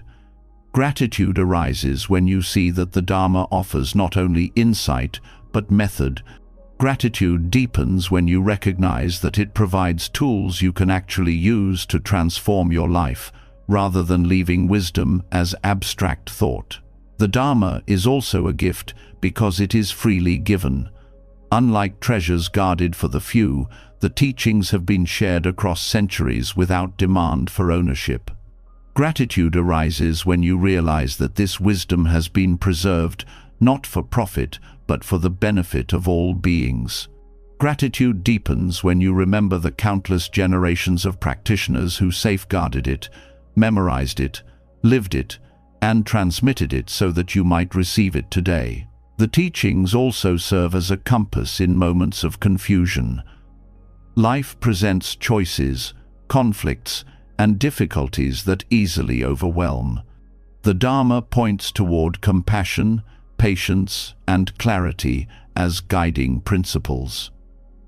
Gratitude arises when you experience the relief of direction in times of chaos. Gratitude deepens when you realize that with the Dharma, you never walk entirely blind. You always have a light to guide you through uncertainty. The Dharma also humbles the mind. Gratitude arises when you realize that the wisdom you follow is larger than your individual opinions or preferences. Gratitude deepens when you allow the teachings to reshape you, to challenge your assumptions, to expand your understanding beyond what your ego clings to. By surrendering to the Dharma, you grow not smaller, but freer. The teachings are also a refuge. In times of suffering, the Dharma offers solace by reminding you that pain is part of life, but not the entirety of it. Gratitude arises when you see that the Dharma does not deny suffering, but shows how to transform it into wisdom. Gratitude deepens when you find comfort in knowing that no matter the weight of hardship, the teachings provide a path to relief. The Dharma also teaches balance. In a world that swings between extremes of indulgence and denial, it offers the middle way. Gratitude arises when you discover the steadiness this brings, when you no longer feel pulled apart by opposing forces. Gratitude deepens when you recognize that balance is not mediocrity, but harmony, a way of walking with both freedom and responsibility. The teachings also nurture compassion. Gratitude arises when you see how the Dharma trains the heart to move beyond selfishness, to feel the suffering of others as your own. Gratitude deepens when you experience the joy of living with kindness, when you realize that compassion is not weakness, but strength, a strength born from wisdom rather than pride. The Dharma is also timeless because it adapts without losing its essence. Gratitude arises when you see that the teachings can be practiced in a temple, at home, at work, or in silence. Gratitude deepens when you realize that the Dharma is not bound to culture or time period, that it bends to meet the needs of every seeker while remaining rooted in truth. The gift of the Dharma also lies in its universality. Though born in a particular place, its essence speaks to all humanity. Gratitude arises when you realize that its insights into impermanence, suffering, compassion, and wisdom are human truths, not limited to any one group. Gratitude deepens when you see how it creates bridges between people, dissolving divisions by pointing to the common ground of shared humanity. The Dharma also encourages direct experience. Unlike systems that demand blind belief, it invites you to see for yourself, to test the teachings in your own life. Gratitude arises when you realize that you are trusted with this responsibility, that you do not need to surrender reason, but to cultivate awareness. Gratitude deepens when the teachings prove themselves through lived experience, showing their truth not through authority, but through transformation. This guidance also protects from despair. In a world filled with conflict and suffering, it is easy to feel hopeless. The Dharma reminds you that suffering is not the end, but the doorway to awakening. Gratitude arises when you see that even pain carries meaning within this framework. Gratitude deepens when you recognize that no matter how heavy life feels, the Dharma keeps the path open to peace. The Dharma also teaches interbeing. Gratitude arises when you understand through its wisdom that you are never alone, that your life is woven into a fabric of causes and conditions. Gratitude deepens when you realize that this interconnectedness means every action matters, every choice has power, and every moment is alive with possibility. Honoring the Dharma also means honoring those who carried it before you. Gratitude arises when you consider the monks, nuns, teachers, and practitioners who preserved it through wars, famines, and exile. Gratitude deepens when you realize that their sacrifices ensure you can hear these teachings today. To practice the Dharma is to keep their gift alive, to become part of an unbroken chain of gratitude stretching across centuries. The Dharma is a timeless gift because it not only reveals truth, but continually points you back to gratitude itself. Gratitude arises when you realize that every teaching, the impermanence of life, the freedom of non-self, the compassion of the Bodhisattva path, returns you to thankfulness for being alive. Gratitude deepens when you see that the Dharma is not separate from gratitude, but its foundation, its guide, and its expression. As this journey comes to a close, take a moment to feel the quiet truth running through all these teachings. Gratitude is not a single act, not a polite word, but a way of living. It begins with impermanence, the fleeting nature of all things.